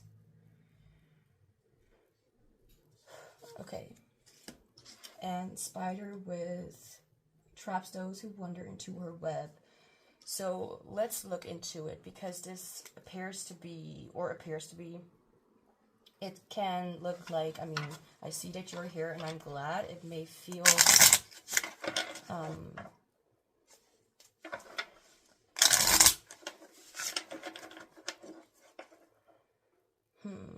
I don't necessarily feel like the spider is like what you are or the energy of the spider. It's almost like something that you are being like trapped into. Freedom.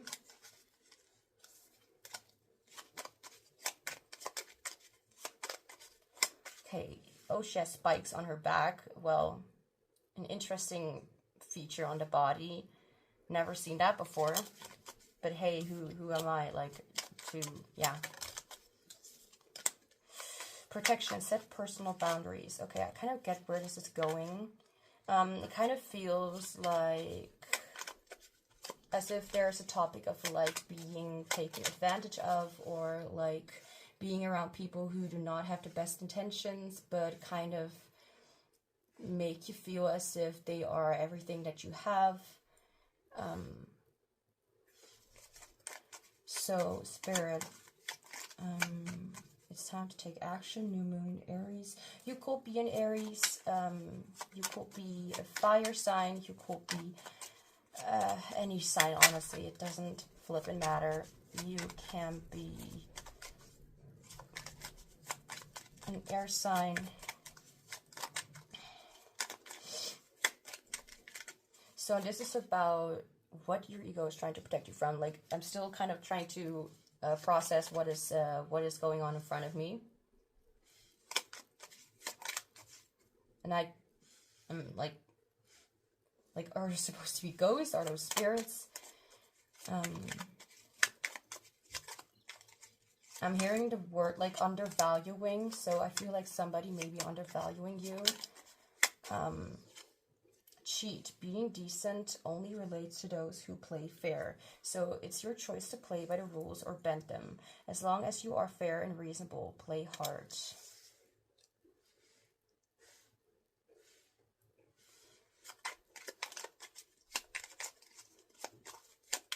Like, I get the context, but I don't know how to translate it into,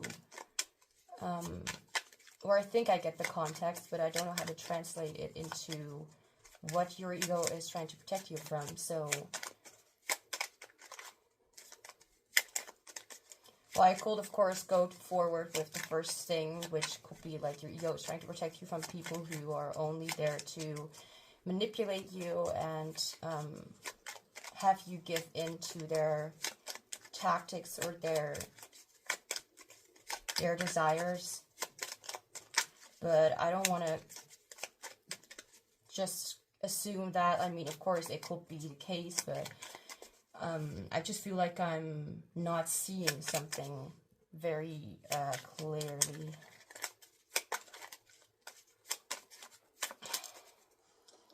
Stunned. The moment when time stands still as you try to make sense of what has occurred. This is the golden moment to plan your next move rather than react to the situation.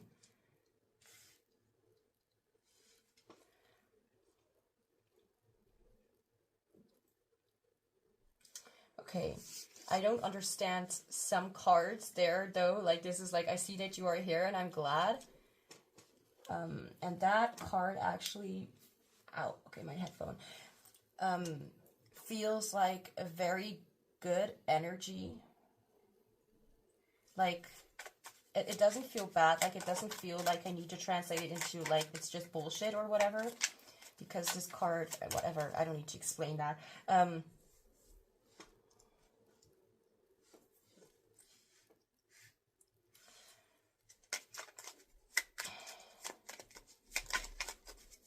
What are you... I also getting the question, like, what are you afraid of? Anger. Use your anger in a creative and positive way that allows you to maintain your dignity whilst producing a far more satisfying outcome. Huh, really? Okay, dignity.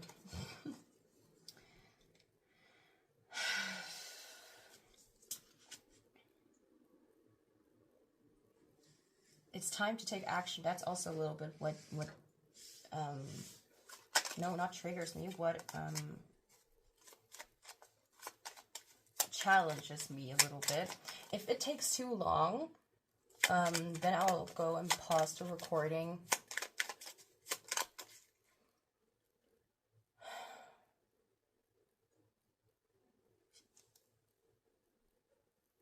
Okay, so the layout may look a little bit, tiny bit different, but I thought, like, okay, so what can I do to understand a little bit better? And I'm just going to move to the tarot and ask for some cards to kind of explain the situation or something like that.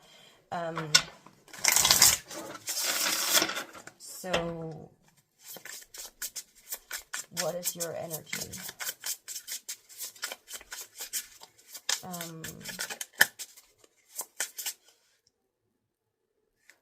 Because I feel like there's this energy of, like, well, not necessarily hopelessness, but not being able to see, well, being able to see what is happening, but not being able to know what to do about it or know what the right thing is, like, next for you. So maybe you are, like, literally still figuring things out while this is happening. But so,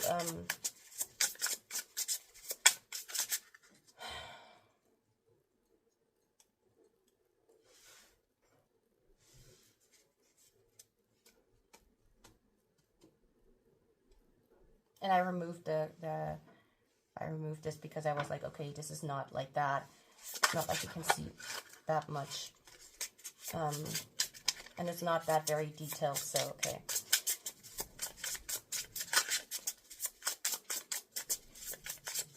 And if it bothers me too much or whatever, you can see it that if there's something about it, I'll just cover it up in by editing or something, if that even is something that I'll like really do. So right, the hen, right? Let me just see. Right, submissive. While submission isn't inherently bad, the absence of appropriate strong boundaries, set personal boundaries, look at that, swiftly makes it so. Okay, to pull the hen card in a reading indicates there are certain power dynamics at play and the circumstances are asking you to grapple with the idea of submission. Especially if the rooster card has also been pulled. No, has not been.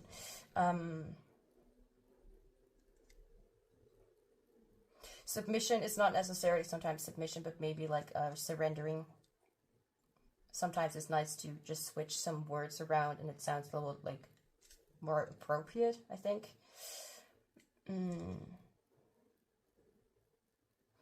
But it's likely this card is pointing to an interpersonal relationship and asking if you've become too submissive, too meek to somebody else. And with the spider, it's like feeling entangled in something. But I do want to ask what the hen is talking about right now. Okay, we have death in reverse with the hen. And death in reverse is like refusing to change, refusing to let something just like die or be gone, to removing,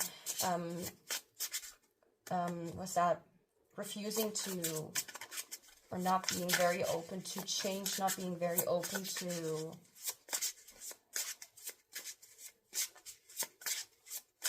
surrendering could also be.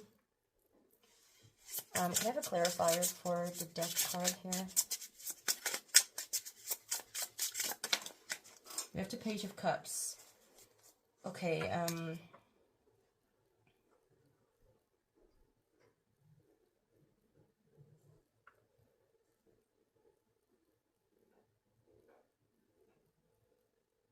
not surrendering to, okay. It's a little bit of a tricky, well, not energy, a tricky thing to explain. Because there's this thing going on that feels like control seeking, but at the same time it's also, or it's like refusing to release control, but at the same time you're out of control. Not like you're out of control, like you're out of control, but more like you don't have that control and there's something that keeps you stuck with somebody, as if not necessarily refusing to see the truth in it. I feel a little bit confused with how to explain it even, but I'll try my best. Can I please have a card for, like, I see that you are here and I am glad. If that even is able to be explained.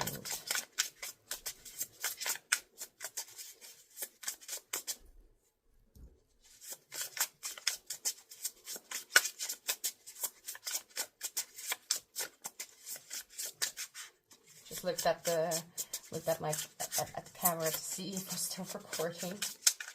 Sometimes it does this stupid error, and no, not like that. No.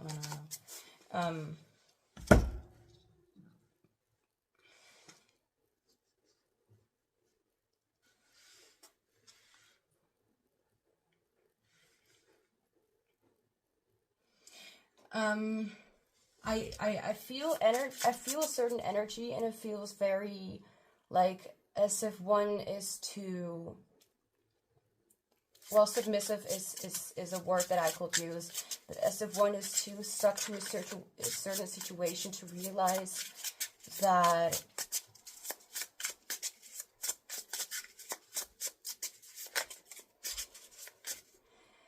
I'm so confused. I'm so confused. I'll try my best. I'm just gonna try my best. No, not like that. Can I have a card for I see that you are here and grab? What is this card talking about?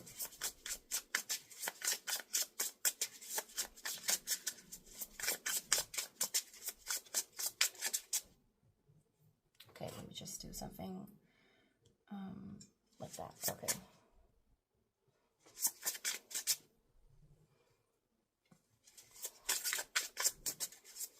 It feels so mixed, so confusing. Like so much is going on at once. Like like it's like you're refusing to let go of control, but at the same time you're out of control.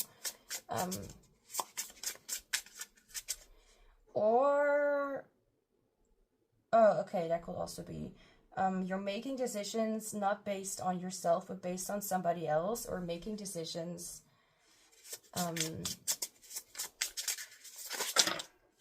to continue to go down a certain road. But what does this have to do with like what your ego is trying to protect you from? That's the thing. Like this may resonate, but I'm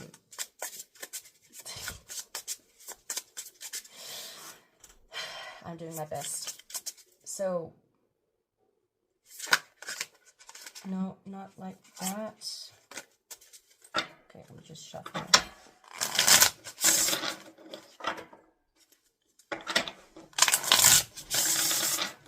I do feel like there's a certain thing here about receiving advice but not being able to even, or not even listening to that advice in the first place. Not saying that you're not listening to me, because I feel like you're actually wanting to figure out what it is that is hurting you, but at the same time, it feels like there's a blind spot in your system, if that makes any sense, and it's almost like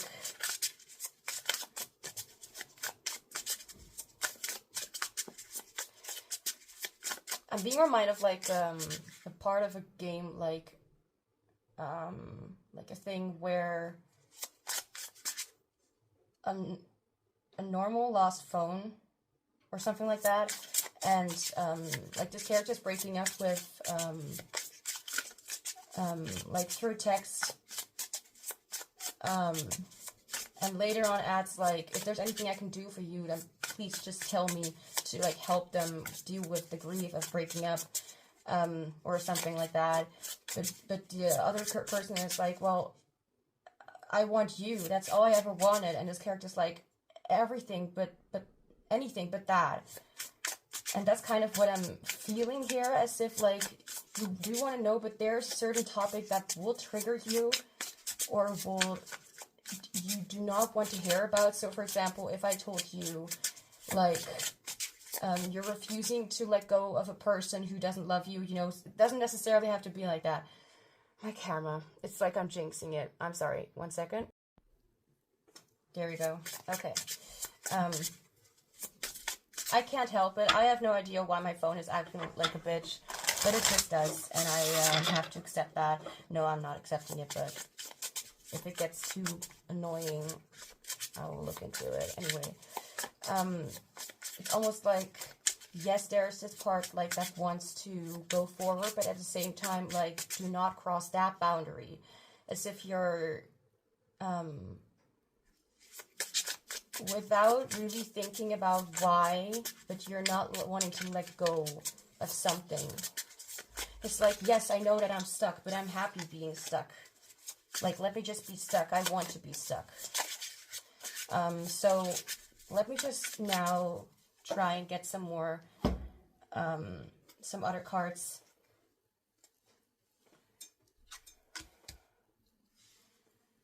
I wanted to do something. What did I want to do with the layout?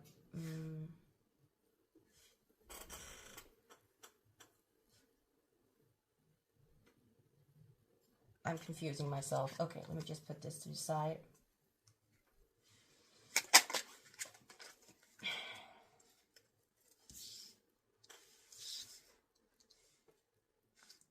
There we go. Now, what is your ego trying to protect you from?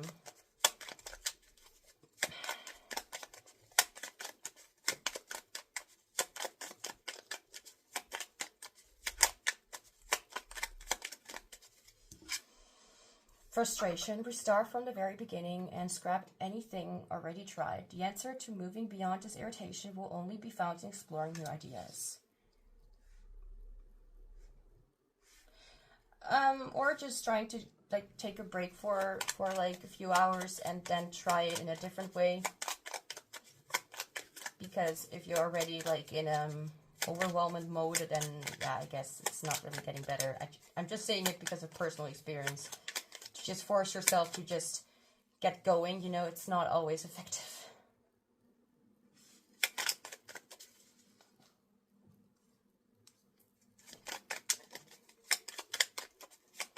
What is your ego? What is your phrase ego trying to protect from spirit?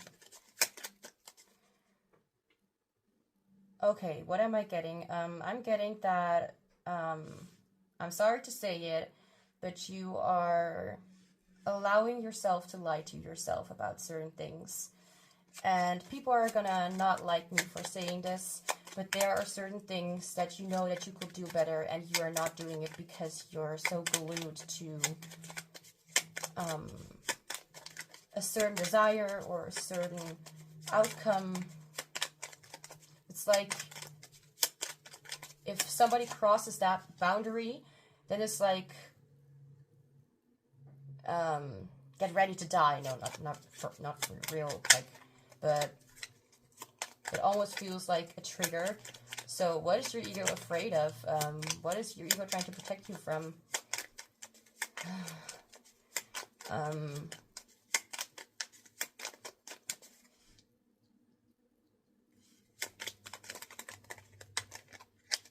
I'm hearing allowing suffering, like you're allowing yourself to feel this way. I'm sorry to say it. I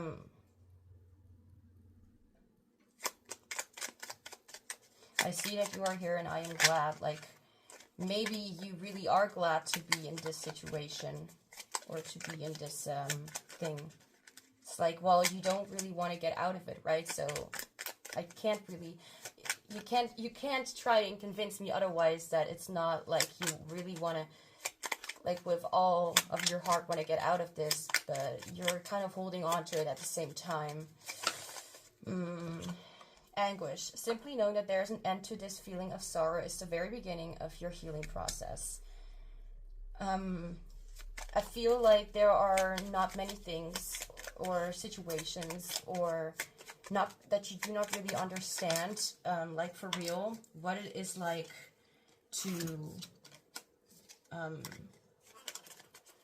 what you are really doing to yourself and what you're allowing to happen with you.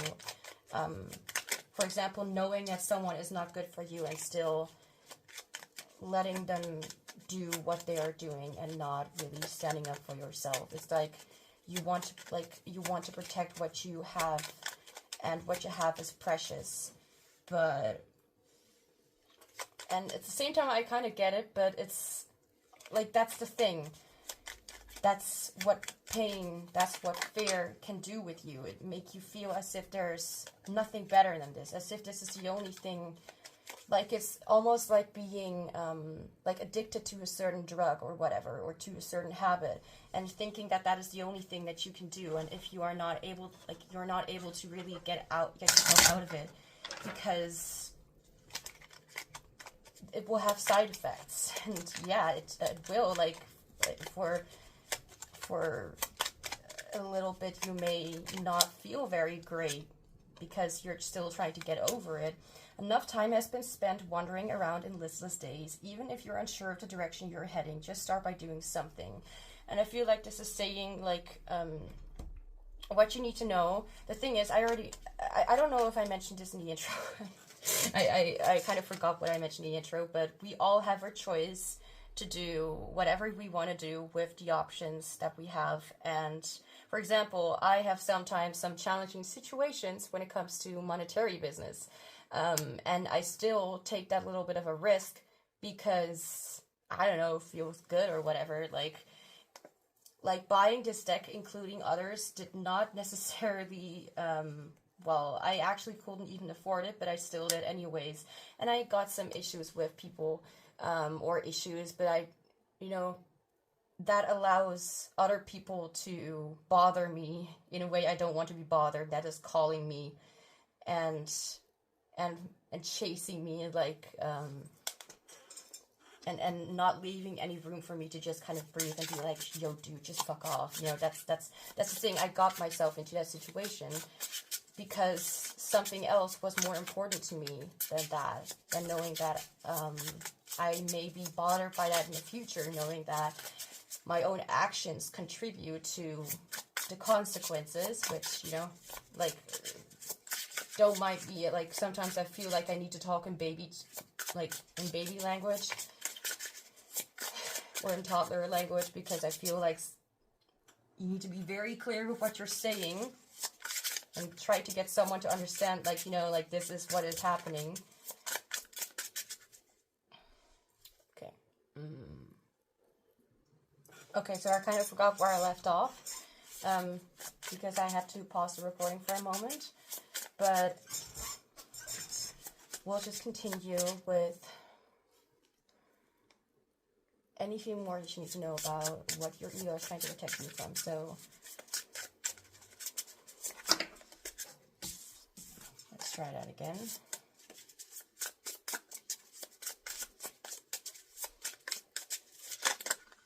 No, not like that. The deck definitely wants to speak. Let's just, yeah, okay. What is your ego trying to protect you from? I'm hearing, from making the right decisions. It's not really like you don't want to make the right decisions, but you catch yourself doing the same thing over and over again.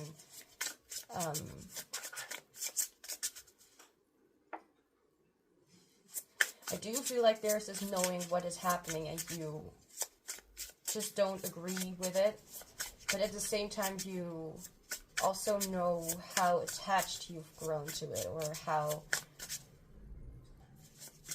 something is just not really wanting to let go of you, and it makes it difficult to also let go in the same way. Also let go to, it makes it difficult to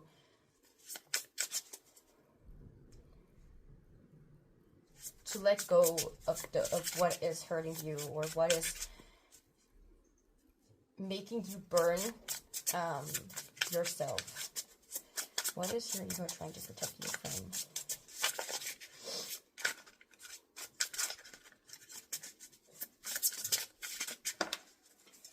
Ace of Pentacles. Okay, I feel like there is a certain fear around either relationships or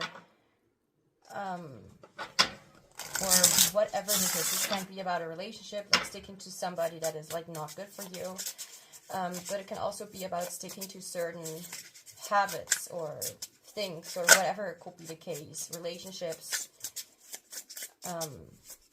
rituals. Okay, I don't know why rituals came through, but anyway,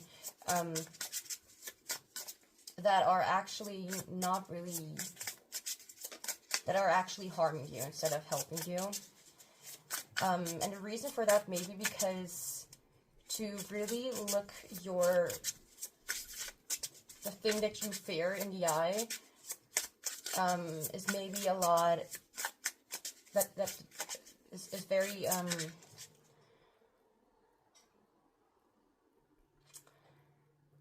mean, facing your fears is one thing, but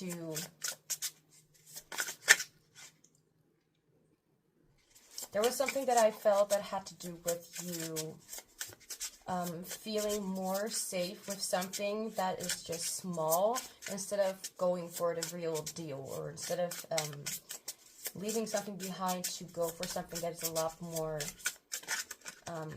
helpful, which may feel like, for example, getting help may feel very, very different or strange to what you've known, and it may feel like it just may feel like you've grown attached to something that you now cannot let go of because it feels safe in the mud, but once you get out of it, it's like now it's also unfamiliar. It's also like this is what you know, and this is where you've come to terms with what you have, but at the same time, like, are you actually happy with what you are letting yourself stick onto? Maybe it's in general just a very sticky situation. Oh. So to have something that actually is real. So for example, a real relationship without that bullshit that you need to deal with from other people or from that specific person. It just feels very different. It feels like the real deal, like almost as if you are living outside of your fantasies, and that's maybe a little bit, I'm hearing the word triggering.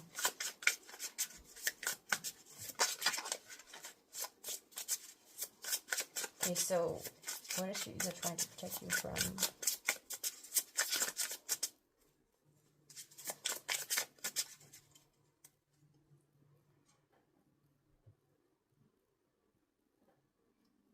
I'm thinking about the question right now, so what is it that you need to take action toward?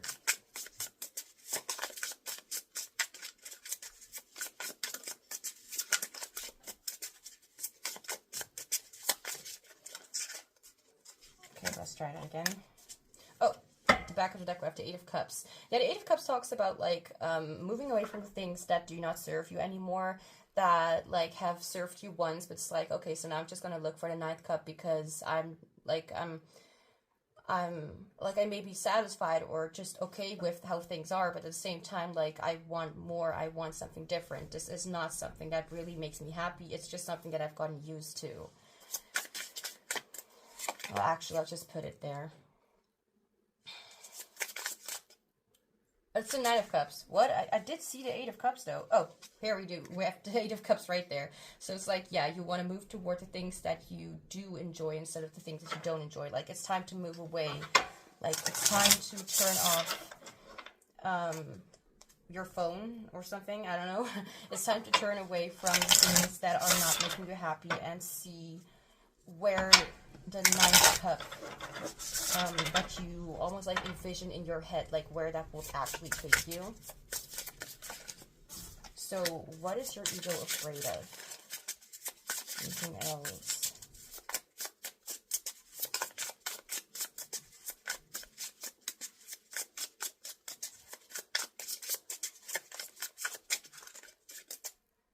Oh, right. The question was, what is your ego trying to protect you from? So this is a little bit of advice right here, by the way. So to walk toward the things like what you should take action toward. This is things that you actually care about and what you actually want, and not need to like, and not close your eyes anymore to the things that are happening right in front of you, to actually not avoid it and actually face it right on, like head on, and not let yourself make the same mistakes again, because you know that you are making mistakes. And I just want to say, like with another group as well, mistakes are not something like, a mistake can be huge and a mistake can be small. But the entire message is like, a mistake is there to let you know what you do not have to do anymore. Like what you can do better, for example.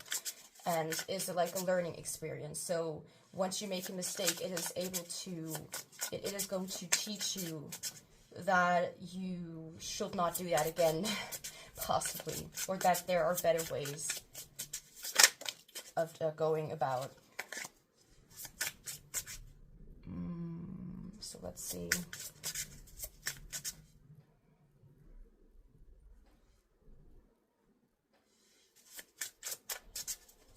I'm trying to look for questions that right now fit with this reading, with how to support you right now with this.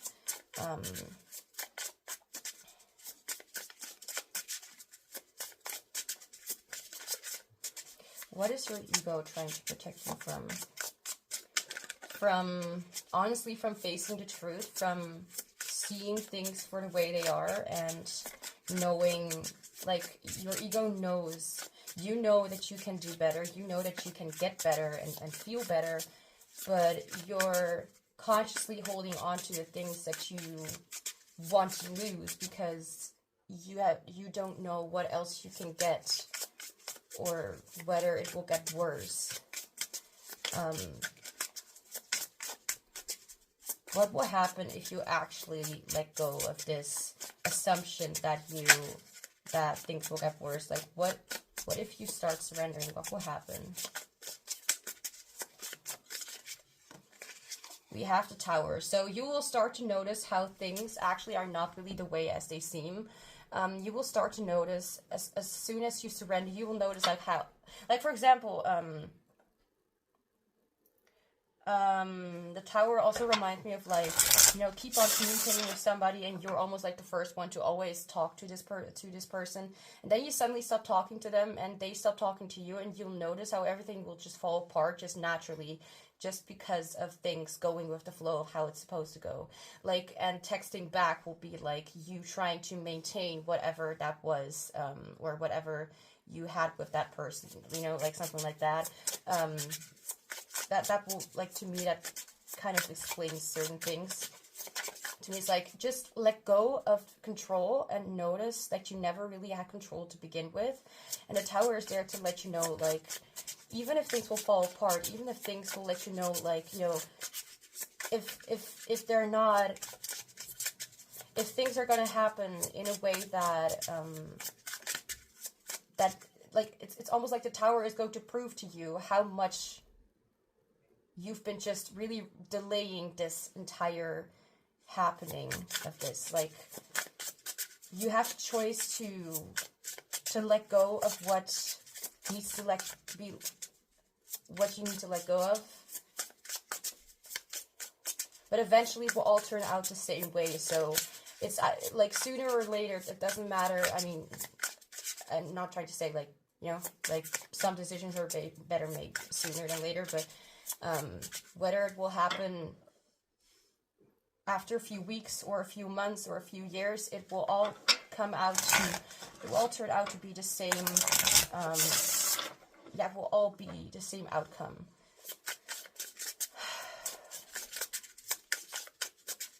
So it's almost like, you know that there are better things out there, but you're just holding on to something that really has no, like, if you just let go, you'd notice how much you've been holding on to something that, like, it's almost like taping clothes back together after they've been, like, shredded to pieces or something. It's not gonna fit. It's not gonna be comfortable, I guess. I mean, I will know I don't have that experience, but I'm still saying, I feel like there could be better, experiences, like gluing together something and then expecting, like, gluing together, like, a glass or something, and expecting it to hold on perfectly, just like it did before. Like, you'll notice how everything will just fall into place almost, and how you feel a lot more relieved.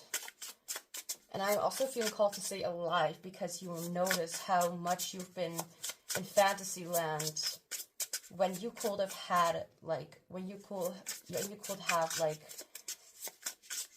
have the much better version, which doesn't involve toxic behaviors, which doesn't involve you needing to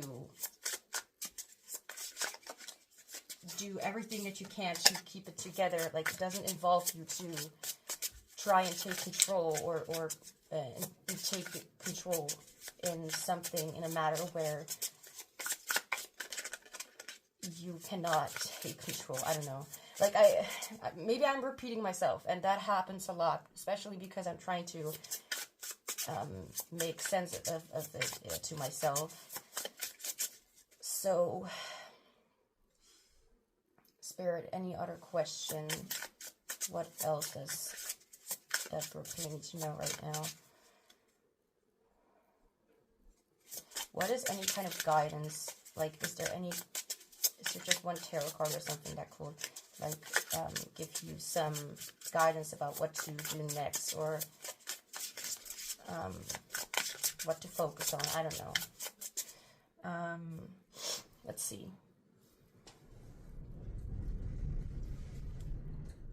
Okay, the weather is acting really, like today, like the day that I'm filming this one, the weather has been acting so weird. One time it's sunny, then it's suddenly raining, then it's storming, and it's really weird. Could be reflection of your reality. It's like very yeah, it doesn't really have a very it's not very predictable.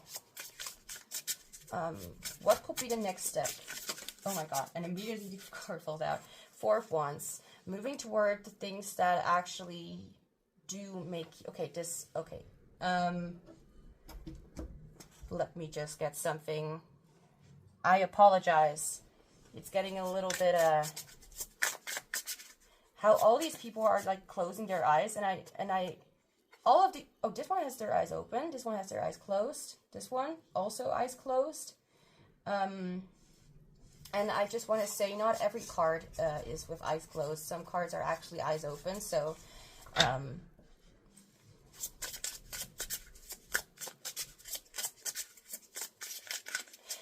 definitely to move away from the things that do not serve you, that do not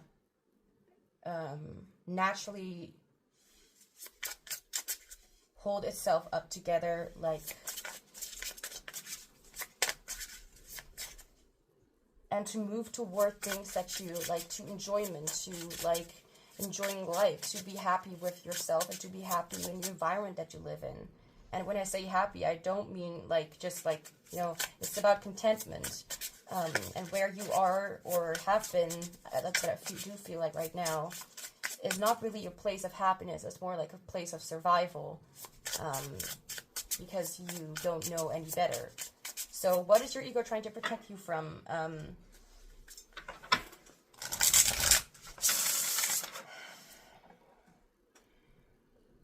Protection, set personal boundaries. I just noticed, like, what is your ego trying to protect you from? And then we have the card protection. Well, I guess that the truth hurts. And that it doesn't really make sense sometimes. But once the tower moment has happened, and your the tower is like a huge like shakeup of a certain events, like something's just falling apart, and you'll notice, like, you know, it was never really meant to hold up in the first place. It was expecting like almost like walking in the rain and holding up a towel and expecting that towel to catch up the rain and kind of save you from the horrible incident that is called getting wet.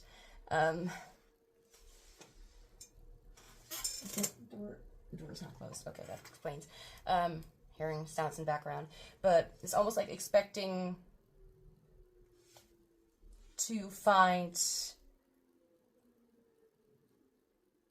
beauty in something that is out of order, almost.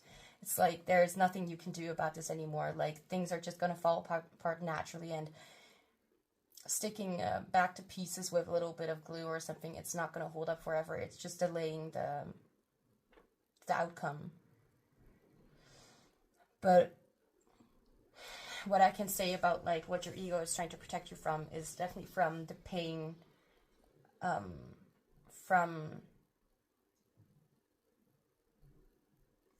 well, it's almost like you just don't know what happiness or contentment is like. And then it's like, it's easy to stick to things that are not really worth your time, because you don't know that it's not what you...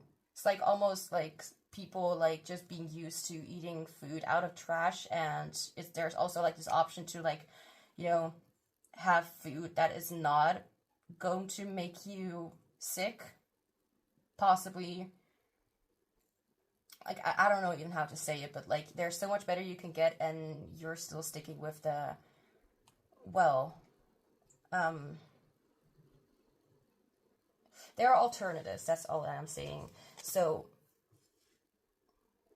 I hope that you understand what this was about. As I said before, like, I don't know really how to say, like, how this is, like, I don't really know what it is trying to say about, like, what your ego is trying to protect you from, but this could also be a message to really just get moving and away from something that is not doing you any good. And,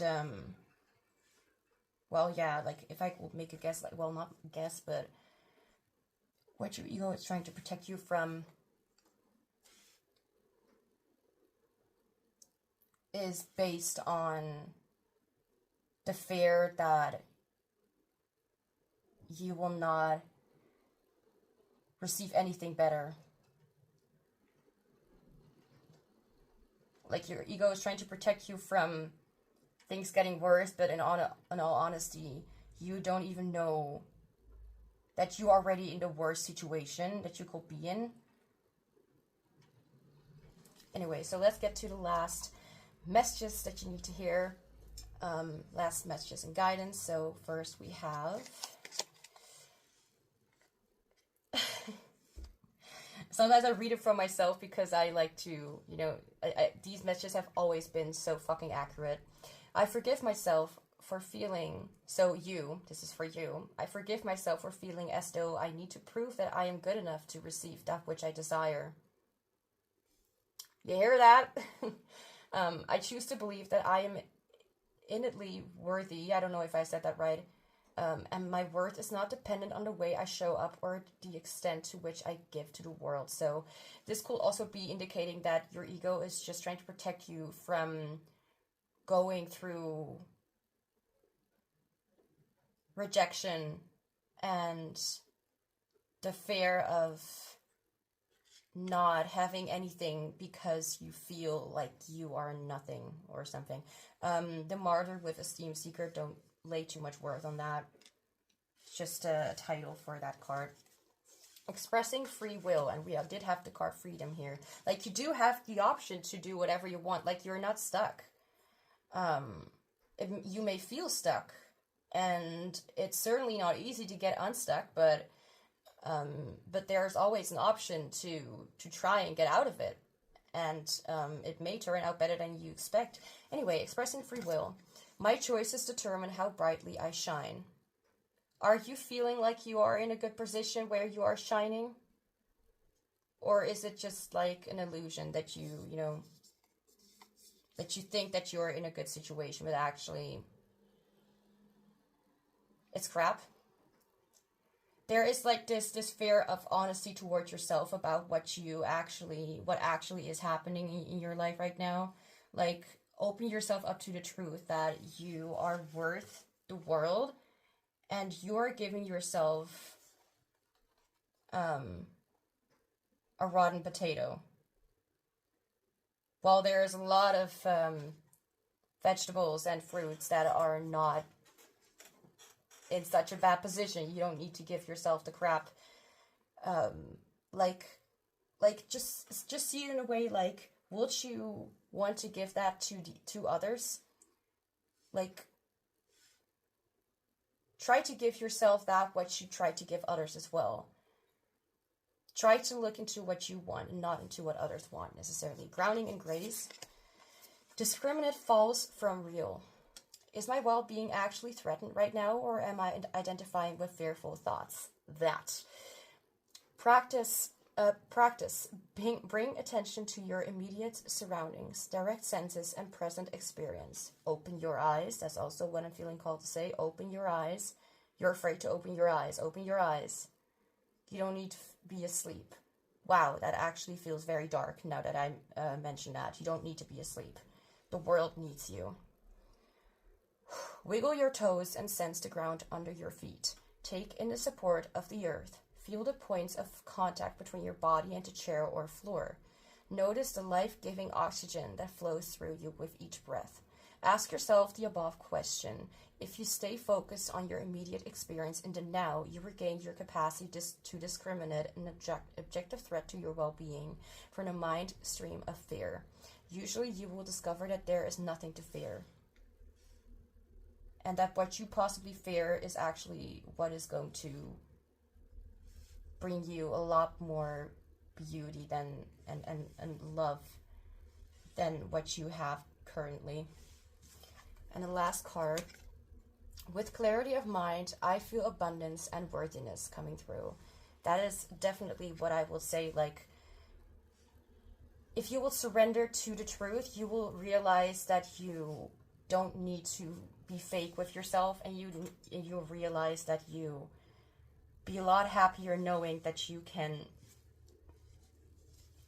deserve better. And maybe even the people around you also deserve better. Not to say that you are not enough, but they deserve better than they are also treating other people. And they deserve to treat other people better. There's something about that. Like, I don't feel like everyone that you're hanging around with is rotten, okay? Like, I'm just saying that there are things that you can do for yourself that are much better. And maybe you'll also be a sort of guiding light for the people around you. Because I don't think they necessarily want to hurt other people, but they can't help but do so because that's just what they're used to, right? So, group 3, that's all I have for you. Thank you so much for being here. Don't forget to like this reading if you enjoyed it, so I know what you guys are interested in and what it can lead towards making in the future. If you have any suggestions or ideas for other pick a card readings, you can comment them down below so I'll be able to acknowledge them. If you want to support me and this channel, you can also comment down below and let me know how it resonates, like the reading. I mean, other ways of supporting me are in the description box down below if you are interested. I'm sending you much love, joy, and healing, and you definitely deserve the world, okay? You deserve much better than this. Thank you for letting me do this reading for you, and I hope to see you back soon. Hi group 4, welcome to your reading. So we will be looking into what is your ego trying to protect you from. So before we get into the reading, I do want to mention what I already mentioned in the intro, which is I want you to know that you are safe in this reading, and whatever will be mentioned is only there to raise awareness of your pain or struggles, pain and struggles, so you can find closure and feel compassion for your ego instead of shaming or hurting yourself in any way in the future. So now let's get started with some oracle cards that I pre-shuffled for this reading. Now, so what's your ego trying to protect you from? 13.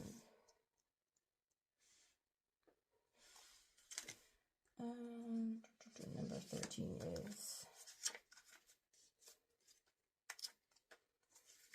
that's not number 13, that's okay. Sky of mind, mental collection, mindfulness, imagination, or fantasy. I'll put you to the side. Okay, awesome.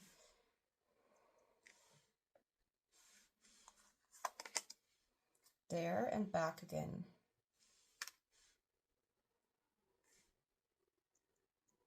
I'm already confused, but we'll see.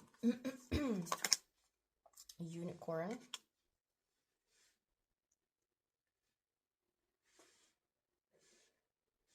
Unicorn. I never had that card before. Which one? 12. A pure symbol, sheep represents healing and assurance of spirit. She offers acceptance, understanding, and compassion for herself and others. Healing, clarity, faith, purity, assurance, miracles, empathy, caring, insight, compassion. Tiger.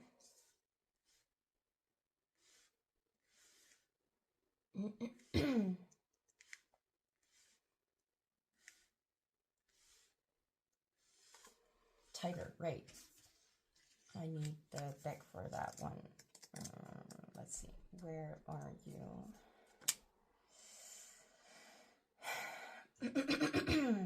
56. carnal desires and opulence. Okay. Pleasure. Oh, right. Carnal desires. Yo, I'm I'm here. I'm present in the reading as well.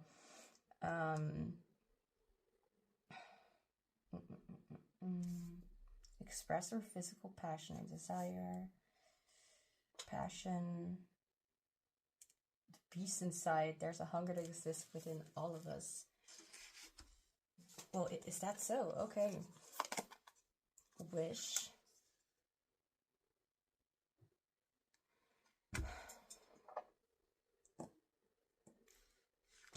Just don't ask. Don't. Emotions are running high, super moon.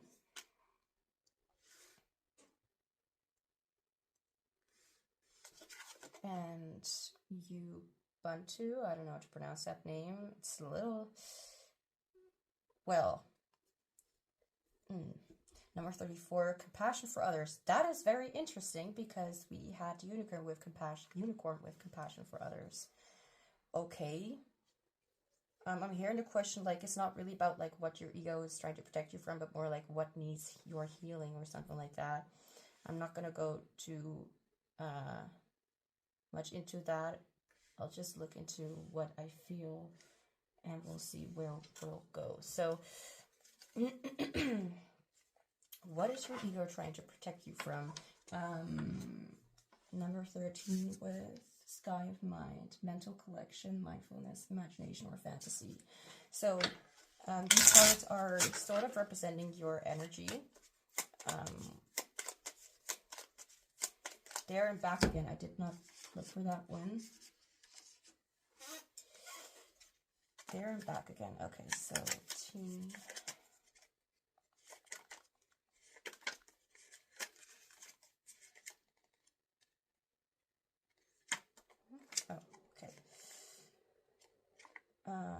There and back again. I am doing my best to be as fast as I can.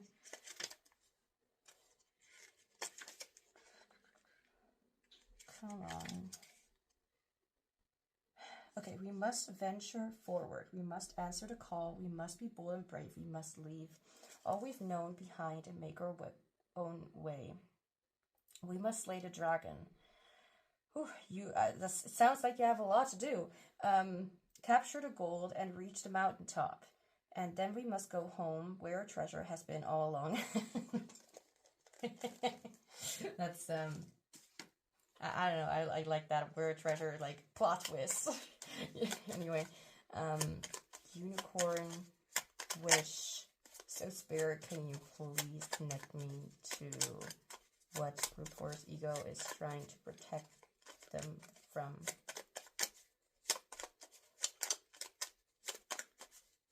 There's something coming through that's has to do with a lot, like, I mean, just because these cards are there and these words are being represented doesn't mean that I necessarily understand what's going on, like, immediately. So I'm being given, like, this Fantasyland kind of topic. This could be talking about how you may be afraid to go forward with something that you want to achieve, something that you are very passionate about. This may have to do with the fear of, honestly, the fear of failure, but also the fear of success, and what is waiting at the other end of the mountain. Say right here. Anguish. Simply knowing that there is an end to this feeling of sorrow is the very beginning of your healing process. Emotions are running high. Super moon. Oh, wait a second. If it was important, it will fall out again. But there was a card that mentioned, I think, paralyzed. Oh.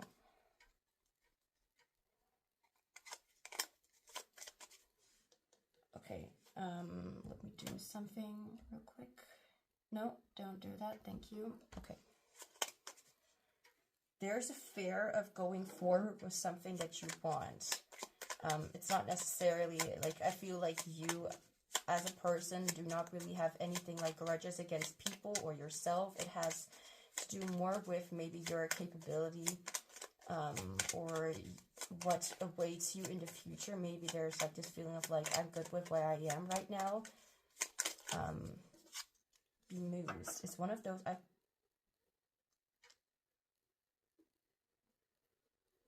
okay.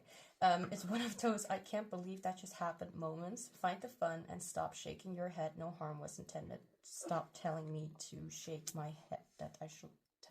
Stop telling me that I should stop, not shake my head.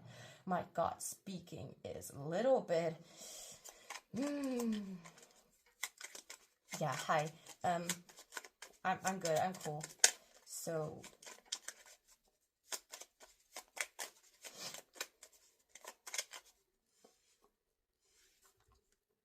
Okay.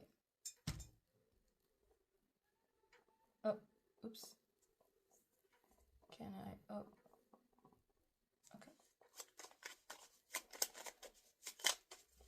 Oh, I'm not feeling that one. Sorry, I'm listening to music, and sometimes it helps to have some music in the, like, specific music in the background to understand what is going on. So emotions are running high, there and back again. Wish compassion for others. I do have to say there is like this repeating of the no, was that this one?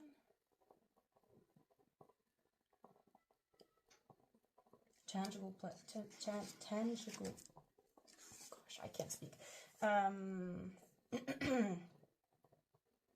Which one was it? Oh, the unicorn. Right. The unicorn says miracles, empathy, caring, insight, compassion, faith, purity, assurance, clarity, healing. Clarity, which is funny because we have to clear words. That's all. Yeah, okay. A pure symbol. She represents healing and assurance of spirit. She offers acceptance, understanding, and compassion for herself and others, compassion for others. So that is being repeated. Oh. So what can I say right now about this? So this feels like having come to some sort of place where you're able to make decisions for yourself going forward and what you want. This almost reminds me of being exactly where you need to be and then suddenly feeling like, oh crap, like now it actually is starting, now it actually is in front of me, like as if you've been waiting for something for so long and then it's suddenly like, oh crap, now it's the real deal, now it's actually happening, as if you're right in front of it and you can almost like smell it in the air, or sense it, or just taste it almost. It's that close. And it could be something that's frightening. I do not necessarily feel that there is much that your ego is trying to or it's not really like you have much of a very present ego, you know. It feels like, if anything, it's there's not much. So I don't know where, how should I say that? I don't know where you've been, what you've dealt with, what you have to go through. I don't know whether those were things that you would call traumatic. I don't know whether you will even consider that to be something like maybe other than like those little bit of embarrassments when it comes to like embarrassments or shame when it comes to something that you presented for yourself or that you've done. Like maybe you've been very, well, not attached, but like you've had a lot of help growing up and suddenly it's like, shit, I have to do it on my own. Not to say that you were like raised in a way like, what's that called, like spoiled or something like that. I mean, who am I to say that, right? Like, for some of you it may be the case, but I'm not gonna, you know, stick to that assumption, which is not really an assumption. It's just like, it could be, it's whatever. But it doesn't really, matter whether that actually is the case or not. Like, if yes, then, and it resonates, then good for you. I guess, but what I mostly see here is the maybe like the long desire to move away and to do something for yourself, or to be in a place that you can really do things for yourself, as if it's like almost like someone who just turned 18, or someone who just started actually getting, like, going to work, or having a job, or like having their own place where they live, or like whatever the case. It feels like a real fresh kind of like movement forward movement. But it feels a little bit, I'm hearing the word anticipation. Wait, let me just, like, I kind of get the feeling, but I need to have a little more examples, examples. What's that word? Okay, anticipation. Oh, maybe an anticipation. Expectations, hopes, prospect,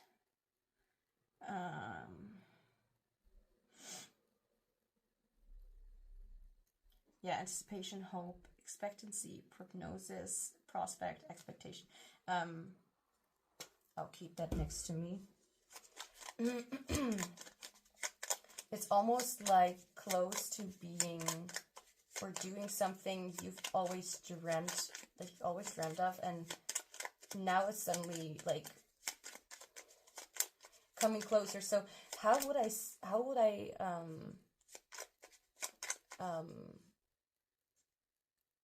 what's that word? How would I interpret it as like what your ego is trying to protect you from? So I'm gonna be honest, with all the readings I've done before, like, I do feel like this is such much a lighter energy, and I again don't want to say that your entire life has been easy or whatever. It can also be that you have dealt with your ego, or like, this is about like right now, right? This is not about like, you know, I don't want to dismiss like your like struggles from before. Like, let's just say you've dealt with a lot of issues like a few months back, and now it's just a little bit different. You know, what I'm just feeling is that you are definitely, I'm feeling so, this is such a beautiful energy. Like, I'm definitely feeling like there's a lot of healing here, but however, there's this feeling of like, crap, I do not necessarily feel like you are like on the verge of getting back to bad or old habits or something, but I do feel like you may have a little bit of a difficulty with like this, what is this, imposter syndrome, with actually taking yourself a little more for granted. Like, maybe you have played very small for a long time. Whatever the case, I do not feel like your energy is very much like as angry or like hurtful like toward others. Like, you never really you never really want to cause anyone any harm. Speechless. When you cannot find your own words out. What's that? Okay. When you cannot find your own words to express how you feel, find an alternative way to communicate. What you have to say is important for others to hear. Exactly. I do not necessarily feel like you are really in that much of a, let's just say, where's that card? Here, anger or baffled or illusions or reject, like an irritation. Like, that's not the energy that I'm feeling with you at all. Like, it's very lightweight. Like, I do have to say, like, with the clear quartz that you chose, like, clear quartz honestly feels so straightforward and cleansing, and there, I mean, it's light anyways. It's like very see-through, so it's not really like you have much to hide anyway, or that you, not to say that that is necessarily the case, like that's for you to decide. For you not to decide, it's not like you can just choose to feel something. That will be lovely though. Like we could just choose to feel happy and then everything just gets better. You know, there's some quotes that I've read or heard before, like happiness is a choice that I make every day or something like that, and I bet it's with good intentions, but those things are very yeah, it's something that you can only understand when you are already kind of in that feeling, like when you really have nothing to just worry about. It's just not really a very, like, it's not very helpful to some, but I guess that's just the thing with humans. Like we all have our own enjoyments or our own beliefs. So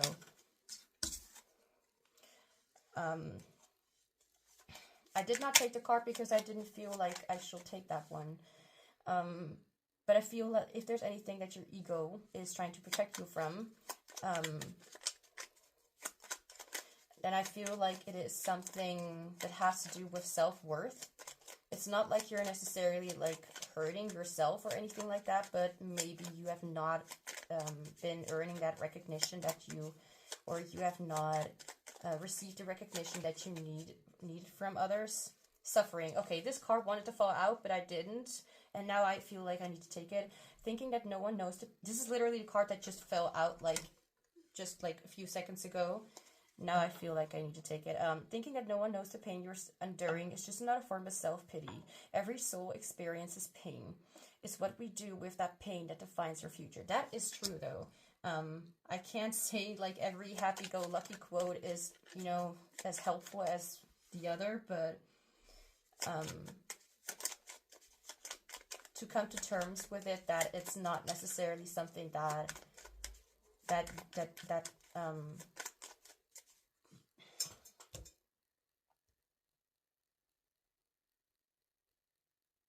sorry, I was distracted for a moment. Whether you believe me or not, but I actually have the comments notifications on, so if I get a comment on my channel, I see it immediately, and that's what just happened. But I'm gonna read it later because like I'm busy at the moment, as you can see.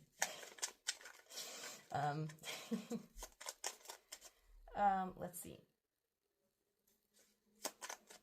But I usually always look at the comments, like, because there's such like just beautiful people out there. And I wouldn't have met y'all guys, met all of you guys if it wasn't for my channel. So I'm very grateful to have you here. And especially for the ones who actually like the video, and don't forget to do that to show me some appreciation. Not to, what's that called? Not to sound like thingy aggressive, what's that? Passive aggressive or something, but I understand that not everyone likes because of watching and then you move on to the next thing, but it's sometimes I'm like, do you guys hate me? Okay, anyway, which does remind me of this reading, because I'm kind of like putting myself down based on something that I'm not sure that whether that is true. So it kind of comes back to that topic what we were just talking about, or what I was talking about. You were listening, but it kind of we kind of get back to that what I meant before, like, so like to not really take yourself very seriously. Not to say that I literally am that way, that I don't take myself seriously, but you know, everyone has their own struggles. I mean, let's just say you could also have been called to another group as well. So, you know, if you have other struggles as well, like that is, yeah, also possible. Of course that's possible, but don't mind me as I just struggle with my words. No, I just feel comfortable. Paralyzed, not being able to move forward, speechless and paralyzed, huh? Not being able to find your own words, not being able to move forward, huh? Okay, not being able to move forward can overwhelm and create a sense of fear, but standing still can be just as frightening. at least moving forward can create change. I'm gonna put this right there. So I definitely feel like this has less to do with how you, for example, hate other people. Let's just say, you know, like it's just an example, you know, it's not really that way. Like, I mean, in all honesty, I sometimes just am terrified of people. People are scary. The world can be a scary place, especially if all you've been used to is, well, crappy people. Let's just say that.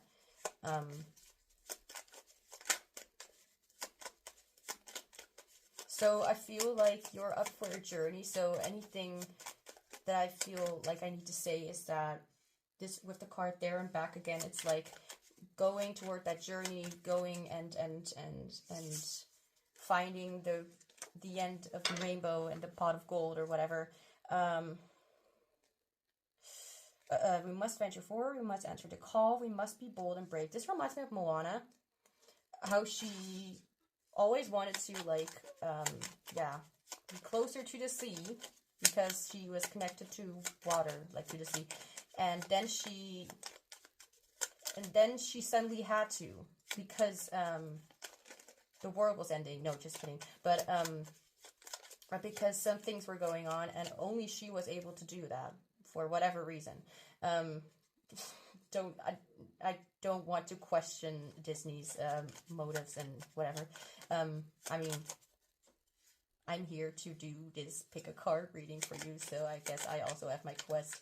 But like, to go there and actually find out that what you've been looking for was not necessarily that far away. You've had it all along. So I guess that whatever the journey whatever journey ahead is all about, whatever it will offer you, I am called to say that. It's not something, like, you may think that something is going to be off, or something is going to be scary, or maybe you already are thinking that at the moment. And are you kidding me? I'm listening right now to the song Light Up the World by Rachel Bearer. And this is like think of Rapunzel, but then in a mermaid version and with shorter hair. What did she say? 1 second. The first few lyrics. When I was younger yesterday, things were simple, things were safe. I never dreamed that there will be a better life for you and me. Everyone told me to stay. I took a breath and made the leap. I'm doing it out of my head, like I'm not listening to the song.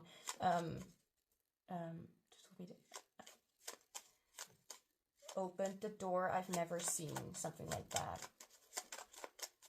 Like, however you want to interpret it, it's like going on a journey and, yeah, I mean, lighting up the world, I guess. You can also just listen to the song, just look it up. Yeah, it is a Barbie movie. The song made for a Barbie movie, but doesn't matter. Like, it's just music. Like, don't go have a tantrum about it. Thank you. So, shock. Being alarmed at what is happening is a healthy response for your own self-preservation. You need to stay alert and watch for further signs so you can protect yourself. But the thing is, are you actually, like, the thing is, I don't know whether I should call this your ego or whether this is you. For some I feel called to say your ego, but for some I'm just like you know? Let's see. Okay. Yeah, that's cool. I forgot to take out the deck that you chose. Okay. Like, out of the box, I mean. Okay. Okay. There you go.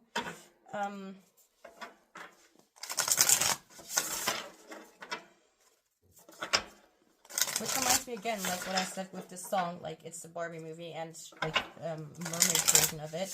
And it's also connected to the sea. So maybe something about, like, I mean, here we have, like, well, not Earth, this is the sky. Cool. Also, we also have, well, I think it's water.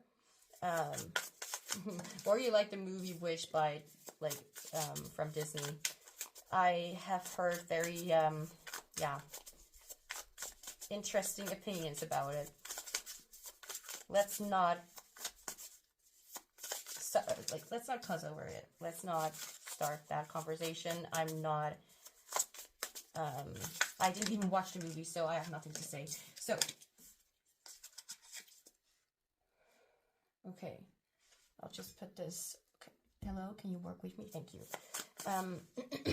So if there's anything right now that you need to know about your ego, then I feel like some things are a little bit like trained to be afraid, like some responses. And I do not necessarily feel like it is something, okay, as I'm feeling this energy, I do not really feel like you are like absolutely horrified or terrified. I mean, I could be wrong. I mean, you feel better what you feel.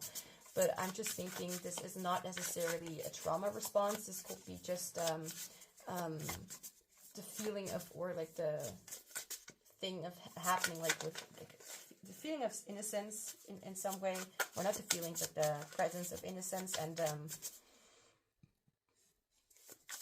not having witnessed or experienced something like that before. So maybe I'm not even able to say like your ego anymore. So I'll just try to, you know, be as do this reading as best as I can. Even though it's been like for like 30 minutes going on. Now, so what is your ego, or what is your ego trying to protect you from? Like, I'll try to stick to reading, but at the same time, you know, it just doesn't feel like that presence of ego, like as if it's so, like, I'll just call it, what are you afraid of? Because I honestly feel like this is mostly talking about fear. So what is it that your ego is afraid of? Call it whatever you want. I'm just trying to adjust to viewers' preferences.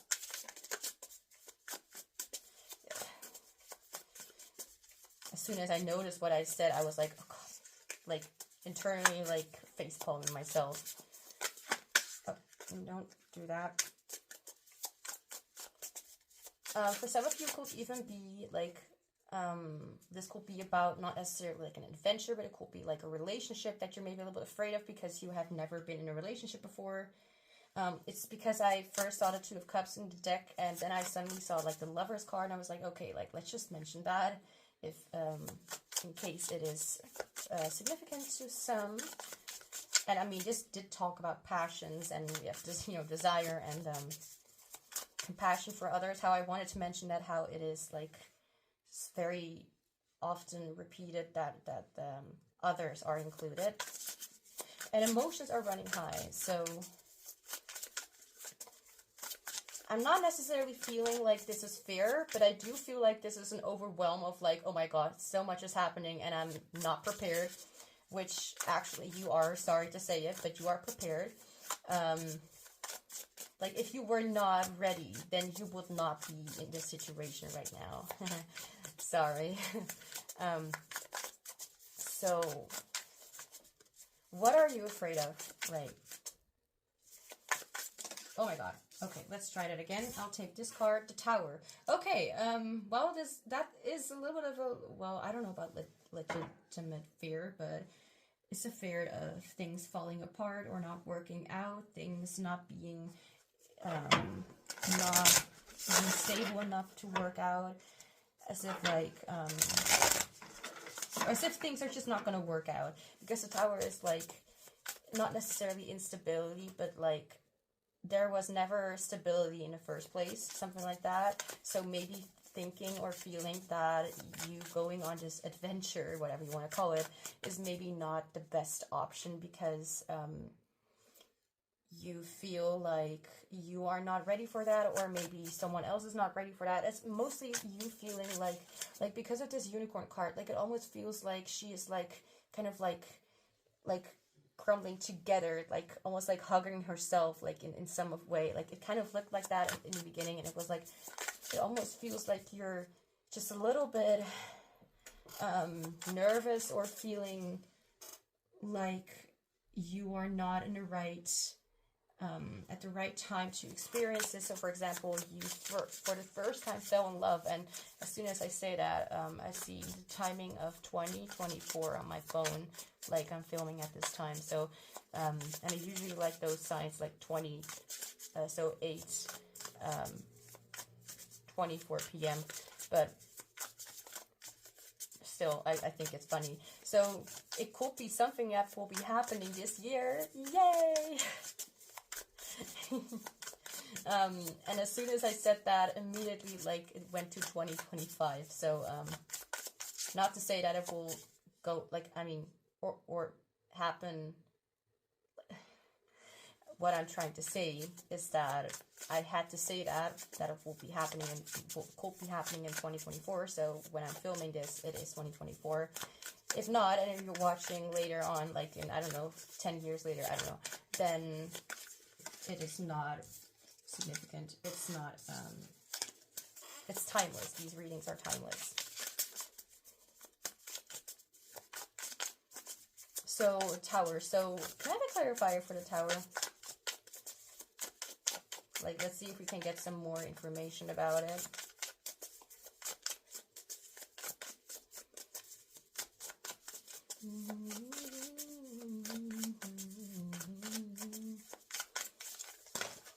Okay, so the deck wants to speak, but it does not want to work with me.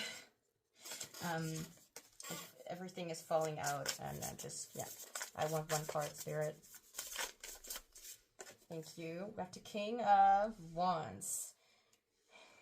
Like, I'm immediately getting, like, an insider joke, but, like, I can't even explain, so I'm not gonna try. The Tower, and what is the Tower about? The King of Wands. So maybe thinking that the relationship or the situation will be a little bit too far ahead for you. So maybe thinking that maybe your quest is meant for a king, even though you feel like a page. I just saw the Page of Wands. Like, you feel like you're still figuring things out, and which, yeah, could be the case, but you feel like you're being given like a quest or like a task, or like as if the next step in your journey is something that's way ahead of you, what you are able to do, or whatever. That's way beyond your abilities. That's kind of what I'm trying to say. But is that really true? Or have you been really putting yourself, like making yourself seem smaller than you actually are? Or feeling smaller than you actually are? What if this quest was actually meant for you? Because then you will notice that you were not a page, but that you were a king. Or just someone, like the king is not necessarily like, oh, I'm a man. No, the king is like, I'm the master of this kind of art. I know how this all goes. I know the way that, like, the one who has gone through all the wands cards, like through all the, has learned all of that, like the master of the wands or whatever. I'm starting to like drain myself because I can't explain it well enough. It's like he knows better than any other court card, like any other master of intention, passion. So maybe you are really just very sure of what you want, but you're just not very sure of whether you are ready to be the version that you actually already are, but you'll find that out yourself eventually along the way. Like, it's like what this card says, like here, there, and back again, like we must leave all we've known behind to make our own way. We must slay the dragon, capture the gold, and reach the mountaintop, and then we must go home where our treasure has been all along. So it's like it's like it was already there, but you didn't notice it. So what are you, like, what is waiting for you? Oh, okay. So, what do you think is waiting for you? well, immediately I'm hearing like disaster. Like you may think that everything is going to like go to shit in some way. So, but how is it actually? No. Let's. What makes you feel? Why do you feel that way? Let's see. Okay, this card fell in reverse. We have the gate in reverse. Cool. Can these cards just like not be a little bit of a bitch and just thank you. Where is the thank you? This is number 20. Wait, yeah, 20. The sun, passage of transformation. Awesome. I have no idea which it's the gate. Yeah, oh, the judgment card. Ah, okay. This card is often rendered as judgment, but this is a Christian distortion. Well, yeah, in some way, you know, like, well, it depends on own perception, I suppose, but we have the judgment in reverse, which is why you felt that way. So, like you are not right now in the moment of truth. Like, you are not there yet. Like, you do not yet understand or accept yourself to like, the full extent. Like, and we see how the shadow is here, so it's almost like you are still, like, this awareness is not there yet. Like, you do not know that, you are this King of Wands already. You do not know that you're already in such a powerful position already. Like maybe because you're literally looking at the physical things that you own, or how you, like, maybe you are not, like, maybe you are not that muscular, or maybe you are not that much of a superhero, or whatever you want to call it. Maybe you are not that much of where you think you have to be, but it actually has nothing to do with those kind of powers or strengths. It has to do with your own, with your soul. It has to do with your willingness, with your compassion for others. It has to do with your ability to be, and willingness to be, like, I don't know what that willingness, but your, how you're just really very brave to even step up and do it in the first place. Like, not many people will be able to do that because they are not in your position. And you're thinking that you're not able to do it because you are not in someone else's position. Or something like that. So,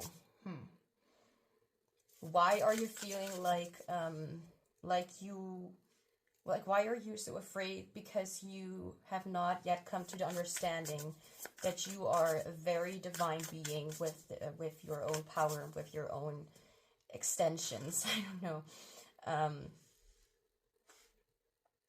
with your own strengths and perception.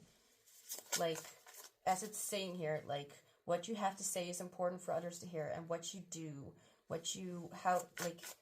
you are, and what you say, and the way you show up. It has nothing to do with being like some sort of hero, like some sort of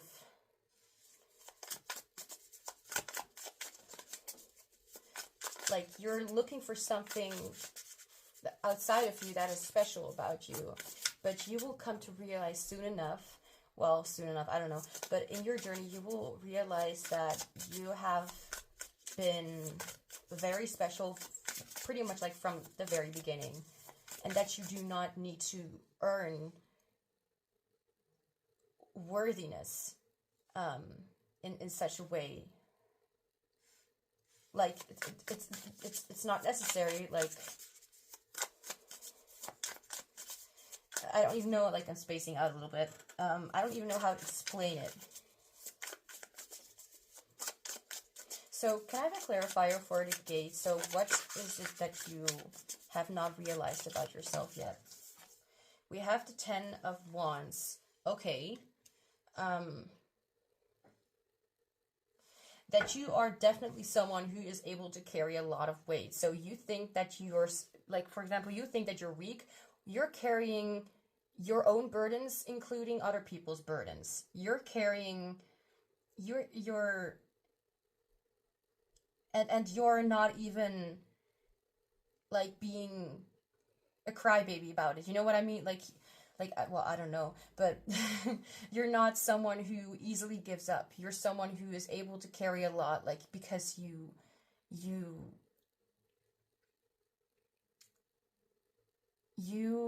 how do I explain? We're the one who chose to pick up those pieces from the ground. You were the one who chose to carry these burdens. You were the one who who chose to come this far. Like, you will notice how strong you actually are and how much you have endured to get to this place. Like, you do not need like some sort of award. And maybe it's also like what I said before, like maybe because of other people's lack of recognition, that you just have not realized something about yourself yet. You have not connected to that thing that you like just because other people don't see it doesn't mean that you are not worthy. It doesn't mean that you are not strong or brave. Just because people are ignorant, just because people have their own shit going on. Like, you don't need to be like that.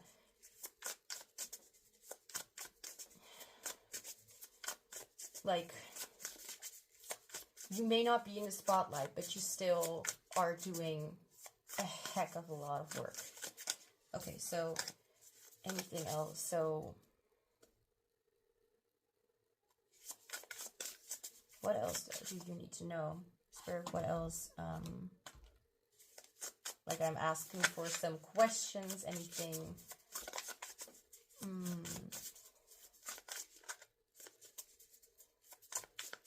Anything that you need to know about your fear.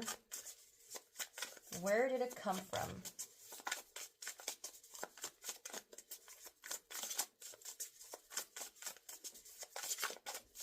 If I would say, like, what is your ego trying to protect you from? If I would have to answer that question specifically, then I'm saying that your ego is trying to protect you from putting yourself out there and having others, for example, make judgments about you in the wrong way. That you will not be recognized in a way that you want to be recognized, or that you need to be recognized. Maybe you're just struggling to understand that not everything has to be verbal, or something like that. Just like you also have a deep appreciation for other people. I bet you do. But the thing is, even if you say that, maybe you don't even say it out loud, and they may not even know of your appreciation of them, of your, that you even think about them in the first place, you know, like, I feel like you really underestimate yourself in some way.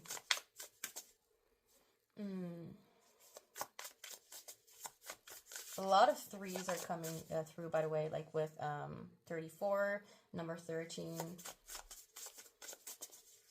Well, a couple of threes. So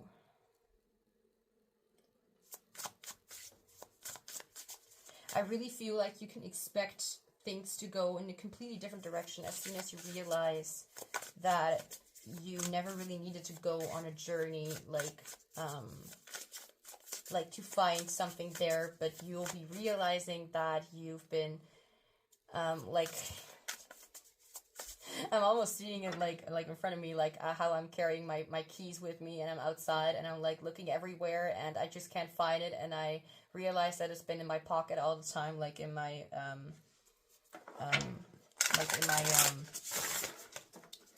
back pocket. It's like, oh, it's been there all the time. I can actually go home now. Okay, everything is fine. You know, it's a very silly kind of example, but it really is like you are carrying something that you are honestly not even aware of.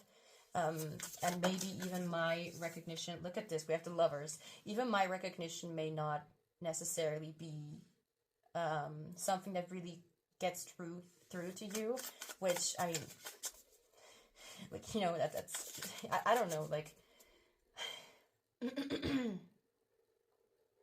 as I said before, like this is something that you'll realize, and it's not something that I can like try to force into your brain, you know, like it you will realize it soon enough.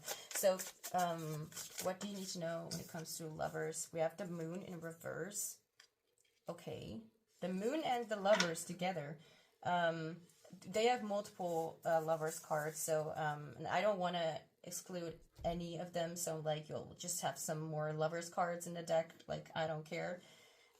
It's not like it will fall out when it's not meant to fall out anyway.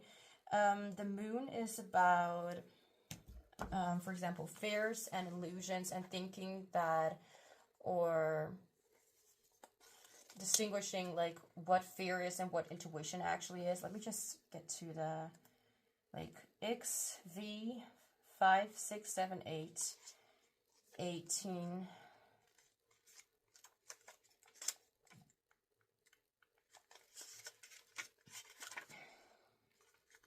No. There. Through a mirror darkly. What? Excuse me? Okay, that is a sentence that I have, that my brain is a little bit struggling with. The moon is the path of the shadow self, the dark night of the soul. Inside this darkness, we find our true self. Everything is still, even the waters. I needed some little, I'm not going to mention everything. I needed to like remind myself, like, what's the moon again? Like, oh, I get it. But the moon right now is in reverse, and what I know about the moon is that it can be very misleading, even though it really urges you to really listen to your intuition. So usually it's depicted as two, like a wolf and a dog, like standing there and like kind of howling at the moon or whatever, and there's like this crab or this scorpion thing, I don't know, and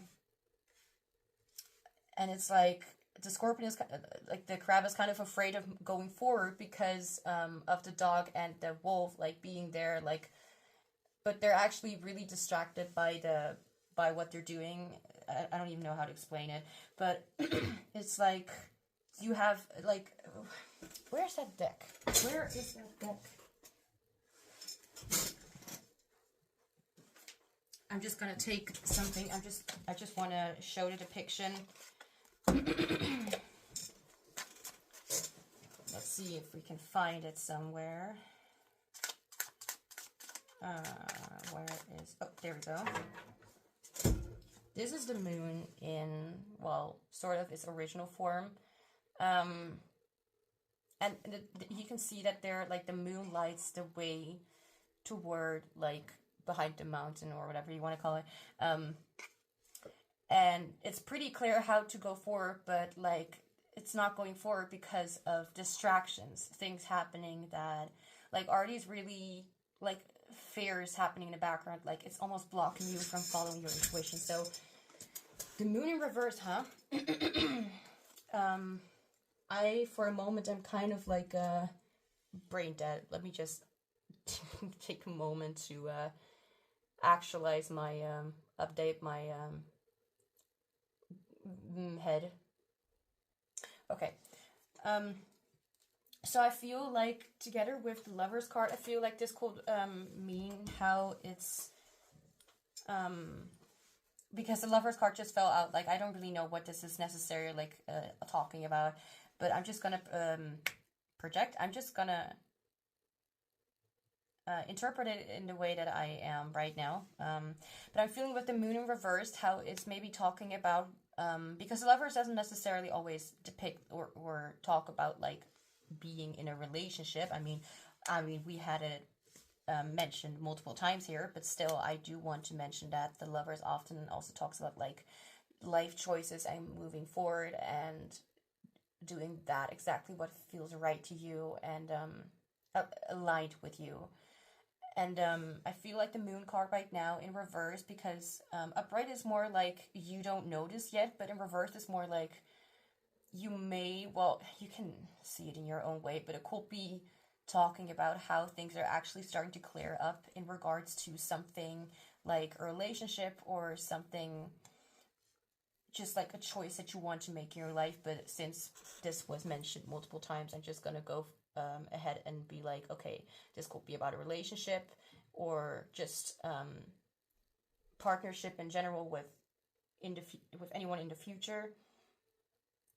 So this could be about like things clearing up very soon because you'll be realizing something about the fears that you've had and how they actually are not aligned at all with the truth, and how it's just like depicting your own fears and insecurities, for example, and not really what is really out there. So this could be talking about advice like to not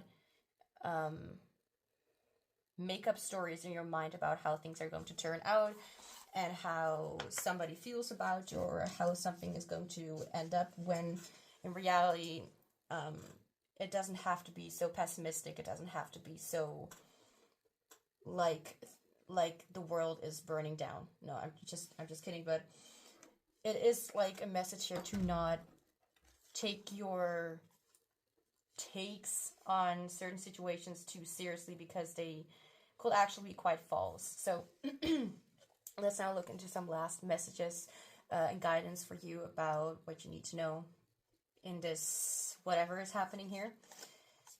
I forgive myself for thinking others should also be excited about what I personally find to be interesting and worthwhile. Let's see.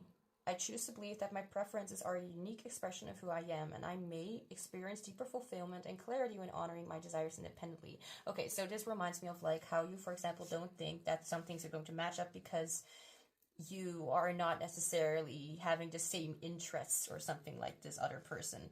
How you may be limiting in your mind, like you may think like, well, it's not going to work out because we have different kind of opinions or interests, or something like there are differences or something, or that someone should be just as interested in what you are interested in, or that like maybe you have just like expectations about how relationships work, and or how something has to work out, or how you've been told that things work, but it actually doesn't necessarily need to stick to the good old structures or whatever from, I don't know, society. Like maybe there is something completely different that the two of you can connect over. Like it's like, don't let other people nor yourself tell yourself like what can and cannot work out. Like let yourself just kind of witness or just experience it and see how it's gonna work, like how it's going, and let you and if something is not very clear to you, then ask this person for confirmation or for clarification, because if you don't know something, you have the tendency to make assumptions, or to imagine the worst case scenario, when in all honesty it may not be that at all. Okay, sharing shame. When I share my deepest pain, I give myself permission to be. Vulnerability could be something that this is talking about. Like maybe this is just something that like sometimes I just don't understand what the message is trying to say, but that's okay, because it's like you need to understand. Like this is not my reading, this is your reading. And even if I don't understand, and it will be my reading, it doesn't necessarily mean that I need to understand it right away. Like maybe I'll understand in a little while after.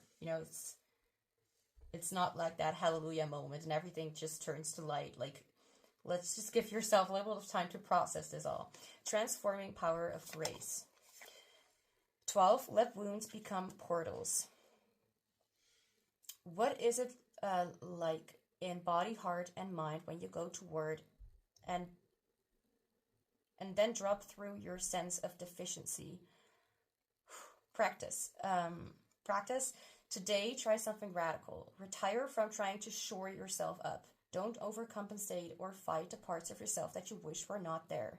If you cease defending against your feelings of being deficient in some way, this can become a portal to a new world of freedom and authenticity.